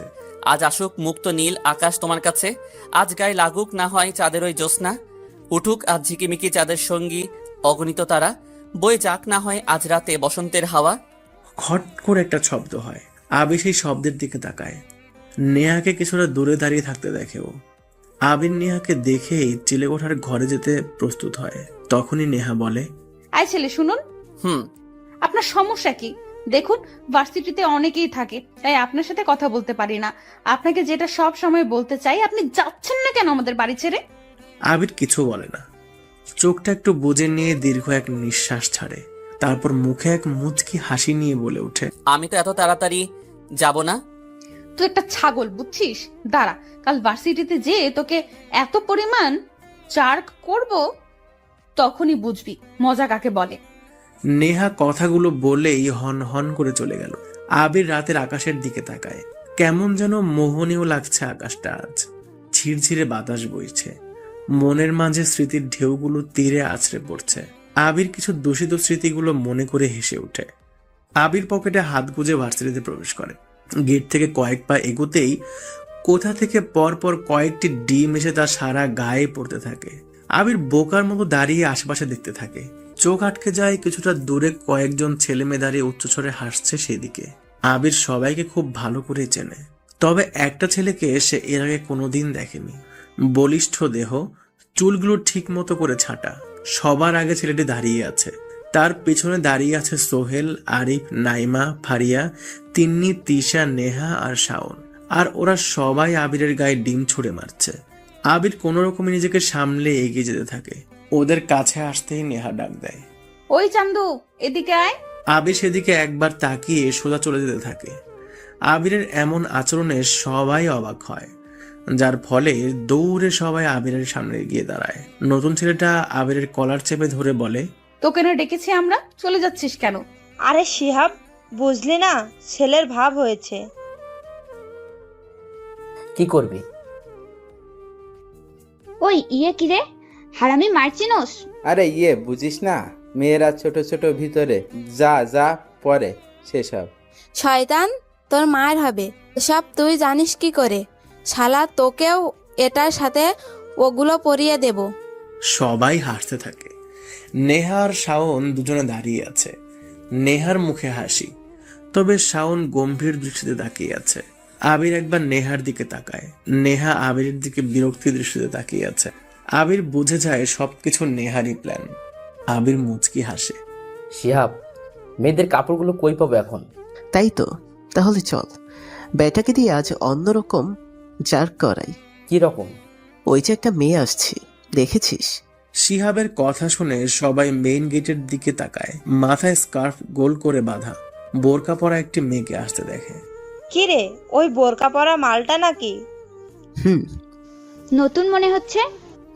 আর নতুন, আমার এক দুঃসম্পর্কের কাজিন হয়। আম্মু তাকে ধরে এনে আমাদের বাড়িতে রেখে দিয়েছে। ভার্সিটিতে চান্স পেয়েছে বলে থাকার জায়গা নেই, তাই আমাদের বাড়িতে উঠেছে। কারোর সাথে কথা বলে না। মেয়েটা দেখতে মোটামুটি লেভেলের সুন্দরী, কিন্তু পুরাই একটা ক্ষেতের গোডাউন। ওর জন্যই ওই কয়দিন ভার্সিটিতে আসতে পারেনি। সারাক্ষণ বই নিয়ে পড়ে থাকে। জামা কাপড়গুলো গ্রাম্য গ্রাম্য টাইপ, কথাবার্তা, ড্রেস আপ সবকিছু দিয়ে একদম নিখুঁত গ্রাম থেকে উঠে এসেছে। তা বেশ বোঝাই যায় অসহ্য একটা মেয়ে। কি বলিস? আমাদের আবির সাহেবও তো গ্রাম থেকে উঠে এসেছে। কারণই তো প্ল্যান করছি। তোরা মানে মেয়েরা, ওই মেয়েটা, দূর, ওর নাম বলতে তো ভুলে গেছি, নিশি ওর নাম। ওই মেয়েটা নিশিকে ঘাড় করে আবিরের কাছে পাঠাবি, আর আমরা ছেলেরা এই বলদটাকে জার দিয়ে নিশির কাছে পাঠাবো। বাকিটা পরে দেখা যাবে। সবার মুখে হাস্যোজ্জ্বল প্রতিচ্ছবি ফুটে উঠেছে। আবির একবার বোরখা পরা মেয়েটার দিকে তাকায়, আরেকবার সবার দিকে তাকায়। কি করবে ঠিক বুঝে উঠতে পারছে না। মেয়েগুলো দৌড়ে নিশিকে থামায়। এদিকে শিহাব আবিরকে মেয়েটার কাছে যেতে বলে, কিন্তু আবির তা করে না। শিহাব আবিরের গালে একটা কোষে চর বসিয়ে দিতেই শাওন এসে বলে, ব্রো বাদ দাও, রাগ করে কি হবে, বরং ওরা তাদের মতো করেই থাকুক। শাওনের কথা শুনে সবাই একটু অবাক হয়, তবে এই অবাকের মূল কারণ কেউ বুঝতে পারে না। শিহাব আবিরকে জোরে ধাক্কা দেয়, ঠায় দাঁড়িয়ে থাকে সেখানে। ওদিকে নিশির সামনে ফারিয়া, তিশা, নাইমা দাঁড়িয়ে আছে। ওদেরকে দেখে এই নিশি পাশ কাটিয়ে চলে আসতে যাবে, তখনই ফারিয়া বলে, ওই সেমরি দাঁড়া। জি আপু। ভার্সিটিতে বোরখা পরে আসছিস কেন? এটা কি হাই স্কুল পাইছিস? কেন, বোরখা পরা যাবে না? না, যাবে না। এখানে বোরকা পরলে ভার্সিটির কোয়ালিটি হারাবে। কেন? কোয়ালিটি তো পড়াশোনার মধ্যে থাকে। তুই এত কথা বলছিস কেন? মেরে না তোর? থাক, আর বললাম না। শোন, ওই যে একটা খ্যাত ছেলেকে দেখছিস গায়ে ডিম মেখে দাঁড়িয়ে আছে, সোজা ওই বেটাকে যে জড়িয়ে ধরবি। নিশি বোকার মতো দাঁড়িয়ে থাকে। দূরে দাঁড়িয়ে থাকা ছেলেটার দিকে একবার তাকায়। মুখটা ঠিক ভালোভাবে যেন দেখতে পাচ্ছে না, তবুও তাকে কেমন যেন চেনা চেনা মনে হতে থাকে নিশির। কোথায় যেন সে দেখেছে, অথচ মনে করতে পারছে না। কোনো ম্যাগাজিন নাকি বইয়ের পাতায়, নাকি খবরের কাগজে, হতে পারে টিভিতে, নাকি ল্যাম্পপোস্টের আলোতে। নিশি মনে মনে কয়েকবার কথাগুলো বলে ফেলল। গভীর চিন্তাতে সে সামনে দাঁড়িয়ে থাকা ছেলেটাকে নিয়ে ভাবতে ব্যস্ত হয়ে পড়ে। হঠাৎ মনে পড়ে যায় নিশির আবির নামের ছেলেটা এক পাশ ঘুরে দাঁড়িয়ে আছে, যার কারণে তাকে রকস্টার বয়েজ গ্যাং এর লিডারের মতোই লাগছে, যার নিশি কোনো একটা নিউজ চ্যানেলে আর ম্যাগাজিনের প্রথম পাতায় ছবিটা দেখেছিল। ছবিটা এমন ছিল যে কয়েকজন ছেলে দাঁড়িয়ে আছে সামনে হয়ে, মাথায় বড় হ্যাট পরা, আর তাদের সামনে দাঁড়িয়ে আছে একটা কালো কোট, মাথায় হ্যাট আর মুখে সিগারেট নিয়ে। নিশি বেশ নিখুঁতভাবে ছবিটা দেখে রোজ। সেই গ্যাংয়ের লিডারের নাম নিলয়, যা নিশি ম্যাগাজিনে পড়েছিল। নিলয়ের দাঁড়ানোর স্টাইল আর এই আবিরের নামের সহজ সরল ছেলেটার দাঁড়ানোর স্টাইল একদমই মিলে যাচ্ছে। এরকমটা নিশির কখনোই হয়নি। অনেক ছেলেকে তো দেখে, অনেক ছেলেই তার চোখে পড়ে, কিন্তু আবিরের মতো করে কেউ ওর চোখে পড়েনি। কি হলো, দাঁড়িয়ে আছিস কেন? আমি কেন এসব করব? নিশি কথাটা বলার সাথে সাথেই তিশা এসে নিশির গালে কোষে চর বসিয়ে দেয়। নিশি বোকা দৃষ্টিতে তাকিয়ে থাকে ওর দিকে, শান্ত ভঙ্গিতে তাকায়। সেই তাকানোর মাঝে লুকিয়ে থাকে অনেক কিছুই, কিন্তু কেউ তা বুঝতে পারে না। নিশি মুচকি হাসে। তুই চিনিস আমাদের ভার্সিটিতে আমরাই সব, আমাদের পাওয়ার আছে, টাকা আছে, তোকে ভার্সিটিতে আসে বন্ধ করে দিতে পারি। সো যেটা বলবো তা যদি না করিস তবে তোর অনেক ক্ষতি হবে, বুঝেছিস? শালা কেউ মার্কে খ্যাত মেয়ে, যা ভাগ। আবির আর নিশি এগিয়ে আসতে থাকে, খুব কাছে চলে আসে ওরা। আবিরের হাঁটার সাথে নিলয়ের মিল পাচ্ছে না নিশি, তবে দাঁড়ানোর স্টাইলটা ঠিক নিলয়ের মতো সেম টু সেম। নিশি এসব ভাবতে ভাবতেই এগিয়ে যায়। খুব কাছে আসতেই সবাই দেখে বড় কালো রঙের দুটো গাড়ি ভার্সিটিতে প্রবেশ করেছে। ওরা থেমে গিয়ে সেদিকে তাকায়। গাড়িটা আবিরের সামনে এসে থামে। গাড়িটা দেখে নেহা অবাক হয়, কারণ এটা শফিক সাহেব মানে নেহার বাবার গাড়ি। কিন্তু ওনাকে এ সময় ভার্সিটিতে দেখিয়ে নেহা যতটা না অবাক হয়েছে, এর থেকে বেশি অবাক হয়েছে গাড়িটা নেহার সামনে না এসে আবিরের সামনে গিয়ে থামে এজন্যে। আর আরো অবাক করার বিষয় ঘটে, শফিক সাহেব হাত বাড়িয়ে আবিরকে গাড়িতে তুলে নিয়ে চলে যায়। নেহারা সবাই অবাক চোখেই তাকিয়ে আছে। এদিকে নিশিও কিছুক্ষণ সেদিকে তাকিয়ে নিজের গন্তব্যে চলে আসে। নেহা, এটা কি হলো? কি হলো আবার? ওই খ্যাতটাকে তোর বাবা নিজেই এত খাতির কেন করে? তোর বাবা তো তোর সাথে দেখা না করেই আবিরকে নিয়ে চলে গেল। ব্যাপারটা কিন্তু জটিল নেহা। সবাই বেশ কিছু সময় ধরে আবির আর শফিক সাহেবের সম্পর্ক নিয়ে গবেষণা চালায়, কিন্তু সঠিক তথ্য কেউ পায় না। তাই সবাই নিজের ক্লাসের দিকে চলে আসে। আপনাকে মানা করেছিলাম আমার ভার্সিটি বা পাবলিক প্লেসে আমার সাথে কোনো প্রকার কথা না বলতে। আবিরের কথা শুনে শফিক সাহেব চুপ হয়ে যায়, কিন্তু দাড়ি ছাটা পরিষ্কার মুখে এক চিলতে মুচকি হাসি লেগেই আছে শফিক সাহেবের। শফিক সাহেব বলে, মোহন শেখ, জামিল হায়দার আর নাসির মোল্লা এরা তিনজন মিন্নু আর তার আপাকে গালি দেয় এবং মেরেছিল। আর তোমার সাথে এসব কি ওয়াক? আবির গম্ভীর হয়ে যায়। শফিক সাহেবের সাথে আবিরের কথা বলতে বেশ ভালো লাগে। আবির কোনো প্রশ্ন করলে তা যদি গ্রহণযোগ্য হয় তবেই তিনি তার উত্তর দেন, আর যদি দিতে ইচ্ছে না করে সরাসরি কথা ঘুরিয়ে কাজের কথা বলেন তিনি। আর শফিক সাহেবও আবিরকে ভালোভাবেই জানে। আবিরকে ভনিতা ছাড়াই কাজের কথা বললে সে সেটা নিয়েই ভাববে। একটা প্রশ্ন করি আবির, জাস্ট কল মি আবির। আবির শফিক সাহেবকে থামিয়ে দেয়। শফিক সাহেব একটু শব্দ করে হাসলেন। পিছনে যে আরো একটি গাড়ি ছিল সেটা এখন নেই। গাড়িটা ছিল শফিক সাহেবের বডিগার্ডদের, যা তিনি সব সময় সব জায়গাতে গেলে সাথে নেবেন ওদের। কিন্তু এবার ব্যতিক্রম। মিন্নুর সাথে তোমার কিসের সম্পর্ক? কেন তার আপাকে ছাড়ালে? আবির শফিক সাহেবের প্রশ্নের উত্তর দেয় না, কেবল একটু মুচকি হাসে। শফিক সাহেব বোঝে যায় আবির তার প্রশ্নের উত্তর দেবে না, তাই তিনি একটা দীর্ঘ নিঃশ্বাস নিলেন। আবির গাড়ির জানালার কাঁচ খুলে দিয়ে বাইরের দিকে তাকায়। শ্রাবণের মেঘগুলো দক্ষিণ থেকে উত্তরে উড়ে চলার প্রতিযোগিতা শুরু করেছে, কারণ শরতের বেহুলা ডাক যে মেঘদের শুনতেই হবে। তবে সেই মেঘদের চালক হলো বাতাস, যা আবিরের গায়ে এসে লাগছে। সব সম্পর্কের কি কোনো অধিকার লাগে? মিন্নুর সাথে আবির সম্পর্কটা বন্ধুত্বের হতে পারে। মিন্নু ছোট আর আবির বড়, তবুও সম্পর্কটা বন্ধুত্বের, মানবতার। যেখানে কোনো নাম নেই, আছে কেবল একটা অচেনা আহ্বান। আবির প্রশ্ন করে, আজ আপনার সাথে বডিগার্ড নেই যে? যেখানে তুমি আসো সেখানে ওদের কি দরকার? যাই হোক, তোমাকে যে মেইন কথাটা বলতে চাইছি, শহরের নতুন একটা অফিসার এসেছে বেশ কয়েকদিন হলো। না তার নাম কেউ জানে, না তার পরিচয়, আর সে কোথায় থাকে এবং সে ছেলে নাকি মেয়ে সেটাও এখনও জানা যায়নি। কেবল শুনেছি একজন অফিসার এসেছে, ক্রাইম ইনভেকশনের প্রধান। সে অল্প বয়স, তোমার মতোই বুদ্ধিমান, আর তার কাজটা নিশ্চয়ই বুঝতে পারছো সে কেন এসেছে। সো একটু সাবধান, আর হ্যাঁ, তোমার কোনো কিছু লাগলে আমাকে বলো। আবির জানালা দিয়ে বাইরে তাকায়। গাড়িটা শহর থেকে বহু দূর চলে এসেছে। শহর ছেড়ে ছোট্ট একটি ঝিলের পাশ দিয়ে গাড়িটা চলছে। আবির বাইরে তাকাতেই দেখে অনেকগুলো সাদা রাজহাঁসের দল ঝিলের কিনারে হেঁটে বেড়াচ্ছে। উপরে উঠছে সাদা বক আর শিহরিত সাদা মেঘের দল। আবির সেদিকে চোখ না সরিয়েই বলল, আপাতত নেহার রুমটা আমার লাগবে। কি? শফিক সাহেব চমকে উঠলেন। এমনিতেই আবিরের কেবলমাত্র থাকতে দেওয়া হয়েছে বলে তারও বাড়িতে টেকা কষ্টসাধ্য হয়ে আছে। এরপরও যদি নেহার রুমটা আবিরকে দিয়ে দেওয়া হয়, তাহলে নিশ্চিত শফিক সাহেব আর আবিরের কপালে বেশ খারাপ কিছুই আছে। আবির, ফাজলামো ছাড়ো। তোমার ইনফরমেশন দরকার ছিল, এনে দিয়েছি। অবশ্যই তুমি আমার হেল্প না নিয়েও করতে পারতা, তবুও করেছো আমাকে দিয়ে। এখন ওই তিনজন পুলিশের কি করবা না করবা তোমার ব্যাপার। আরও একটা ইনফরমেশন চেয়েছিলাম। কি? মিন্নুর আপার ব্যাপারে। ওর বাড়ি ভার্সিটির প্রায় কাছেই, যে বস্তিটা আছে ওখানেই। ওরা 4 জন থাকে, রেনু বড়, মা। জানি। আচ্ছা ঠিক আছে, আমি এখানে নামবো, আপনি চলে যান। কিন্তু প্লিজ। শফিক সাহেবের গাড়িটা থেমে যায়।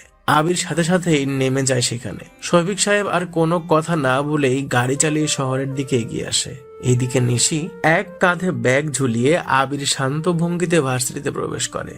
কিছুটা পথ আসার পর মিন্নু এসে জড়িয়ে ধরে আবিরকে। ভাইজান আপনারে আমার আফা যাইতে কইছে। মিন্নুর হাত ধরে আবির, মুচকি হাসি দিয়ে তাকায় ওর দিকে। ওর মুখে আজকে এক চিলতে সুখের হাসি, আর সেই হাসিটা ওর আপাকে ঘিরেই। মানুষ যেমনই হোক না কেন, যত খারাপই হোক না কেন, যদি সেই খারাপ মানুষটা কারো প্রিয় হয় তবে তাকে ঘিরেই সব হাসি খুশি জড়িয়ে থাকে। মিন্নুর মাঝে ওর আপার গুরুত্ব আসলেই বিশাল। কেন রে, আমাকে চেনে নাকি তোর আপা? হ্যাঁ সিনে, তোমার কথা আফারে অনেকবার বলছি। আফা যখন শুনছে তোমার লজ্ঞা সব কিছু হয়েছে তখন দেখা করতে বলেছে। কেন বলেছিলে আমি করেছি? আচ্ছা যাই হোক, আর কাউকে বলবি না এসব। আচ্ছা। আবিরের হাত ধরে মিন্নু ক্যাম্পাসের দিকে এগিয়ে যাচ্ছে। কিছু দূরে শাওন, শিহাব, সোহেল, আরিফ, নেহা, তিন্নি, নাইমা, তিশা আর ভারিয়া। শিহাব হলো ওদের পুরনো বন্ধু। অনেকদিন ধরে ভার্সিটিতে আসেনি বলে আবির তাকে খুব একটা ভালো মতো চেনে না। মিন্নুর হাত ধরে আবির ওদের সামনের দিকে এগিয়ে আসে। তখনই নেহা ডাক দেয়, মিন্নু। মিন্নু দাঁড়িয়ে যায়। আবিরের থেকে হাত ছাড়িয়ে নেহার কাছে গিয়ে দাঁড়ায়। নেহা গম্ভীর চোখে মিন্নুর দিকে তাকিয়ে বলে, আজকে বাদাম আনিস নাই কেন? আপা বলেছে আজগা বাদাম না বিক্রি করতে, কইছে ভাইজানের বাড়িতে নিয়ে যাইতে। ভাইজান? হ্যাঁ ওই যে, হেই তো আমার ভাইজান। মিন্নু আবিরের দিকে তাকে ইশারা করে দেখায়। আবির কিছুটা দূরেই দাঁড়িয়ে আছে। আবিরের দিকে তাকিয়ে সবাই জোরে হাসি দিয়ে ওঠে। নেহা বলে, কেন রে, ওকে যেতে বলেছে কেন? আরে ভাইজানই তো আমার আপারে পুলিশদের থাইক্কা ছাড়াই আনছে। কি? আবারও সবাই আবিরের দিকে তাকায়। একদম সাধারণ একটা ছেলে, কেউ কোনো কিছু বললে তার ঠিক মতো কিছুই বলতে পারে না। সেই ছেলে কিনা মিন্নুর আপাকে পুলিশদের থেকে ছাড়িয়ে এনেছে। ভাবতেই সবাই অবাক চোখে তাকায় আবিরের দিকে। মিন্নু দৌড়ে আবিরের কাছে চলে আসে। মিন্নুকে আবির এসব কিছু বলতে মানা করেছিল, তবুও মিন্নু সবাইকে তা বলে দিয়েছে। এ কারণেই আবিরের দিকে কিছুটা ভয়ার্থ দৃষ্টিতে তাকায় মিন্নু। নেহারা সবাই আবিরের সামনে চলে আসে। আবিরের সামনে গোল হয়ে দাঁড়ায় সবাই। আবির মাথাটা নিচু করে নেয়। শিহাব এসে আবিরকে একটা ধাক্কা দিয়ে বলে, কি রে হিরো, তোর সাথে তো দেখি পুলিশদের সেই ভালোবাসা, যে বলতি আর ছেড়ে দিল, কাহিনী কি সত্যি করে বল। আবির কিছু বলে না। মিন্নুর হাত ধরে দাঁড়িয়ে থাকে। সোহেল এসে আবিরের জামা ধরে টেনে ধরে। আবির শাওনের দিকে তাকায়। শাওন প্রথমে মাথাটা নিচু করে নেয়। হুট করেই সবার সামনে এসে দাঁড়িয়ে বলে, তোমরা এইসব কি শুরু করছো? তোমাদের লজ্জা হওয়া উচিত। দুর্বলদের উপরে নিজের ক্ষমতা না দেখে শক্তিধর কারোর উপরে দেখাও। শুধু শুধু কেন নিজেদের শক্তি নষ্ট করছো? শাওনের কথা শুনে সবাই থেমে যায়। সবাই শিহাবের দিকে একবার তাকায়। শিহাব শব্দ করে হেসে বলে ওঠে, আরে বাবা, ছোট থেকেই তো বড় কিছু হয় নাকি? আগে মালটাকে একটু খেলাই, পরে না হয় দেখা যাবে। নেহা, তোর বাসা থেকে পেটাকে তাড়াতে চাস না? ছেলেটার জন্য ছাদাও যেতে পারি না, বিরক্ত লেগে যাচ্ছে। আচ্ছা যা, কয়েকদিন পর বেটাকে আমি তাড়াবো। কথাটা বলেই আবিরের চুলগুলো টেনে ধরে শিহাব। আবিরের চোখে মুখে প্রচন্ড বিরক্তি ভাবে শাওন আর মিন্নু লক্ষ্য করছে, তবে নিজেকে ছাড়াতে কোনো রকমই চেষ্টা করছে না আবির। আবির কাচুমাচু হয়ে বলে, ভাইয়া দেখুন, আমি অনেক দূর থেকে পড়তে এসেছি, আমার সাথে কেন এমন করছেন? চুপ শালা, ক্লাসে বেশি লেকচার মারিস কেন? বেশি কথা বললে শালা তোকে মেরে রেখে দেব। ক্লাসে পড়াশোনা করবি না, বুঝলি? বেশি যদি বুঝিস না তো তোর খবর আছে। আমাকে যেতে দিন। আমি তুই কি শালা? বল বল, কি তুই বল। তোকে না একবার বলা হয়েছে বেশি কথা বলবি না? আবিরের গালে একটা চর বসিয়ে দেয় সোহেল। আবির কিছু না বলেই মাথাটা নিচু করে নেয়। মিন্নু বলে ওঠে, আপনারা এমন করতেছেন কেন? আপনারা ভালো না। ওই চুপ বেটা, তুই কথা বললি কেন? ওর সাথে তোকেও পিটাবো বান। ওই তোরা এত কথা না বলে বেটাকে নিয়ে চল, ট্রোল করি। কি করবি আজ? দাঁড়া, ভাবতে দে। শিহাবের কথা শুনে সবাই চুপ হয়ে যায়। ঠিক তখনই সবাই খেয়াল করে ভার্সিটির গেট দিয়ে কয়েকটি দামি দামি বাইক ক্যাম্পাসে প্রবেশ করেছে। আবির কিছুটা চিৎকার দিয়ে বলে, ওই যে রাকিব ভাই আসছে, সবাই পালা। প্লিজ তোরা কেউ যাস না, তোরা গেলে কুত্তাটা আমাকে আরো বেশি জ্বালাবে। ওদের মাঝে কথা বলতে বলতে রাকিব ওদের সামনে এসে বাইক রাখে। 4টে বাইক, প্রতি বাইকে 2জন করে লোক। রাকিব হলো শহরের প্রকাশ্য অপ্রকাশ্য একটা গ্যাং, মাস্তান সে। সবাই রাকিবকে খুব ভালো করেই জানে। রাকিব এ শহরের টপ মাস্তান। বলা যায় ঢাকা শহরটা রাকিবের এক প্রকার হাতের মুঠোর মতোই। রাকিব মাস্তানির পাশাপাশি ছাত্র নেতাও। পুরো শহরের ছাত্রলীগ রাকিবের কথা মতো চলে। নিজের ক্ষমতা বলে সবকিছু সে নিজের মতোই করে নিয়েছে। পুরো ক্যাম্পাস তার সব দখলে। নেহা যখন নতুন ক্যাম্পাস আসা শুরু করে তখন রাকিব নেহাকে দেখে। একদিন রাকিব ক্যাম্পাসে বাইক নিয়ে আসে। সেদিন প্রচন্ড বৃষ্টি শুরু হয়। নেহা আর তার সব বান্ধবীগুলো ক্যাম্পাসের মাঠে একসাথে বৃষ্টিতে ভিজছিল আর ফটোশুট করছিল। রাকিব ক্যাম্পাসে আসতেই হা হয়ে নেহাদের বৃষ্টিতে ভেজা দেখছিল। অবশ্য রাকিবেরও বা দোষ কোথায়? ঝুম বৃষ্টি, ভার্সিটিতে ক্লাস নেই, কয়েকজন টপ লেভেলের সুন্দরী মেয়েরা সেই বৃষ্টির পানিতে ভিজবে আর তাকেও দেখবে না, সেটা কখনো হয়? আর রাকিবের জন্য তো সবকিছুই উন্মুক্ত, কারণ সে চাইলে অনেক কিছুই করতে পারে। নেহারা যখন নিজেদের মতো ভিজছিল তখনই ফারিয়া এসে বলে, দেখ ওই ছেলেটা কেমন বাজে দৃষ্টিতে আমাদের দেখছে। ফারিয়ার কথা শুনে নেহা রাকিবকে ডাক দেয়। রাকিবও বাধ্য ছেলের মতো ওদের সামনে যায়। তখনই নেহা রাকিবের গালে একটা চর কষে মারে আর বলতে থাকে, শয়তান ছেলে, কখনো কি মেয়ে দেখিস নাই? এভাবে হা করে তাকাচ্ছিস যেন মনে হচ্ছে কখনো দেখিস নাই। শালা, সুন্দর ফুল ফুটে থাকলে তো যে কেউ দেখবেই, এটা বলার কি আছে? আর চটটা দারুণ ছিল, সুদ সমেত ফেরত দেব। এরপর থেকে রাকিব নেহার পেছনে পড়ে আছে। যখনই সুযোগ পায় তখনই নেহাকে জানাতে থাকে। নেহা তার বাবাকেও বলেছে, কিন্তু তেমন ভালো কিছুই হয়নি। নেহা কেমন আছো? তোমাকে যে ভালোবাসি বলেছিলাম তার কি ভাবলে? কেউ কোনো কথা বলে না। শিহাব, সোহেল আর আরিফ নেহাদের থেকে অনেকখানি পিছনে গিয়ে দাঁড়ায়। নেহা উদাস দৃষ্টিতে পেছন থেকে তাকিয়ে সাপোর্ট অনুভব করতে থাকে, কিন্তু কাউকেই তেমন খুঁজে পায় না ও। তোমাকে দেখতে আসছি, আগের থেকে অনেক বেশি সুন্দর হয়ে গেছো। চলো। কোথায় কোথায় যাবে ও? পাশর করতে। আর একা থাকতে ভালো লাগছে না। আর জানি আমি ভালোবেসে বুঝিয়ে তুমি আমার হবে না, তাই জোর করেই পেতে হবে। নেহার চোখে মুখে ভয়ের ছাপ স্পষ্ট। মনে মনে নেহা চাচ্ছে কেউ যেন এসে তাকে সর্বদা দিয়ে এই মাস্তান রাকিবের হাত থেকে বাঁচিয়ে নিক, কিন্তু কারো সাহস এমন নেই যে রাকিবের সামনে তো দূরে থাক, দূরে বসেও কিছু করতে পারবে না। ওই নেহাকে বাইকে তোল। রাকিবের কথা শুনে কোনো একজন নেহার দিকে এগিয়ে আসতে থাকে। তখনই শাওন এসে সামনে দাঁড়ায়। রাকিব কিছুটা অবাক হয়ে তাকায় শাওনের দিকে, আর নেহারা তাকায় খুশির দৃষ্টিতে। এমনটাই ঠিক চেয়েছিল। ভাই, কি দরকার মেয়েদের এমনভাবে চাওয়ার? যদি না সে আপনাকে চায়, বরং তাকে তার মতো করে থাকতে দিন। রাকিব চুইংগাম চিবানো বন্ধ করে দেয়। শাওনের দিকে কিছুটা গম্ভীর আর বিরক্ত দৃষ্টিতে তাকায় রাকিব, যেন শাওনের এমন কথাতে রাকিব প্রচন্ড বিরক্ত।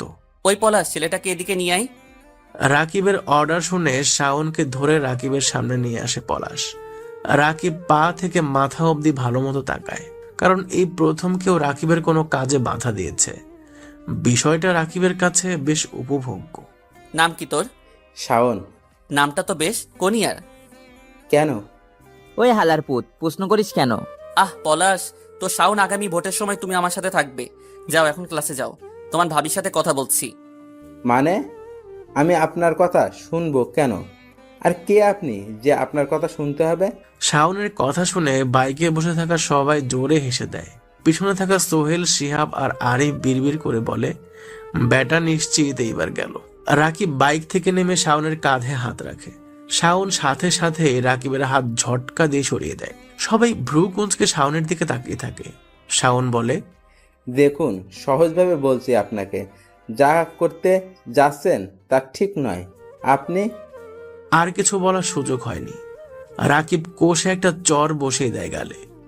কোমর থেকে পিস্তল বের করে শাওনের মাথায় ধরতে যাবে, তখনই কেউ একজন এসে রাকিবের গালে একটা চর বসিয়ে দেয়। পুরো ক্যাম্পাস একদম থমথমে হয়ে যায়। সবাই হা হয়ে রাকিবের দিকে তাকিয়ে থাকে।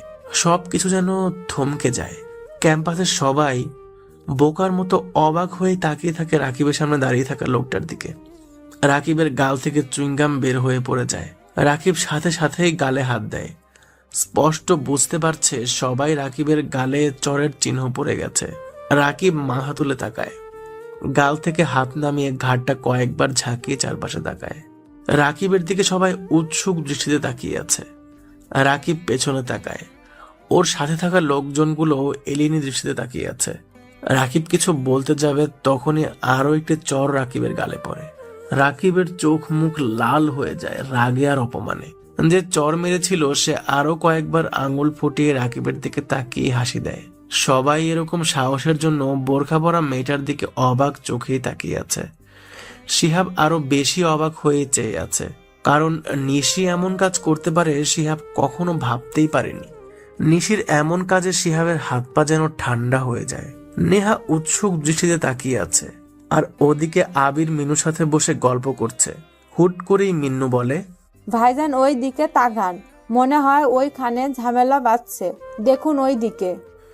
মিন্নুর কথা শুনে আবির রাকিবদের দিকে তাকায়। সেখানে অনেক ছেলে মেয়ের জটলা লেগে আছে। মিন্নু আবিরের হাত ধরে বলে, ভাইজান চলেন দেহি ওইখানে কি হইছে। মাইরা মারি হইব ভাইজান, ক্যাম্পাসে বহুত মারামারি হয়। ওই যে পোলাটা গালে হাত রাখা খাড়াইয়া আছে, হেই পোলাটা বহু খারাপ আছে, মানুষেরা অকারণে ফিডাই। নেহা আপারে অনেক দিন ধইরা জ্বালায় ক্যাম্পাসে আইসা। ওইখানে কি যেন একটা নেতা থাকে, সেইটা হইছেও। মিন্নুকে কিছু বলতে যাবে, তার আগেই মিন্নু আবিরের হাত ধরে টেনে নিয়ে আসে সেদিকে।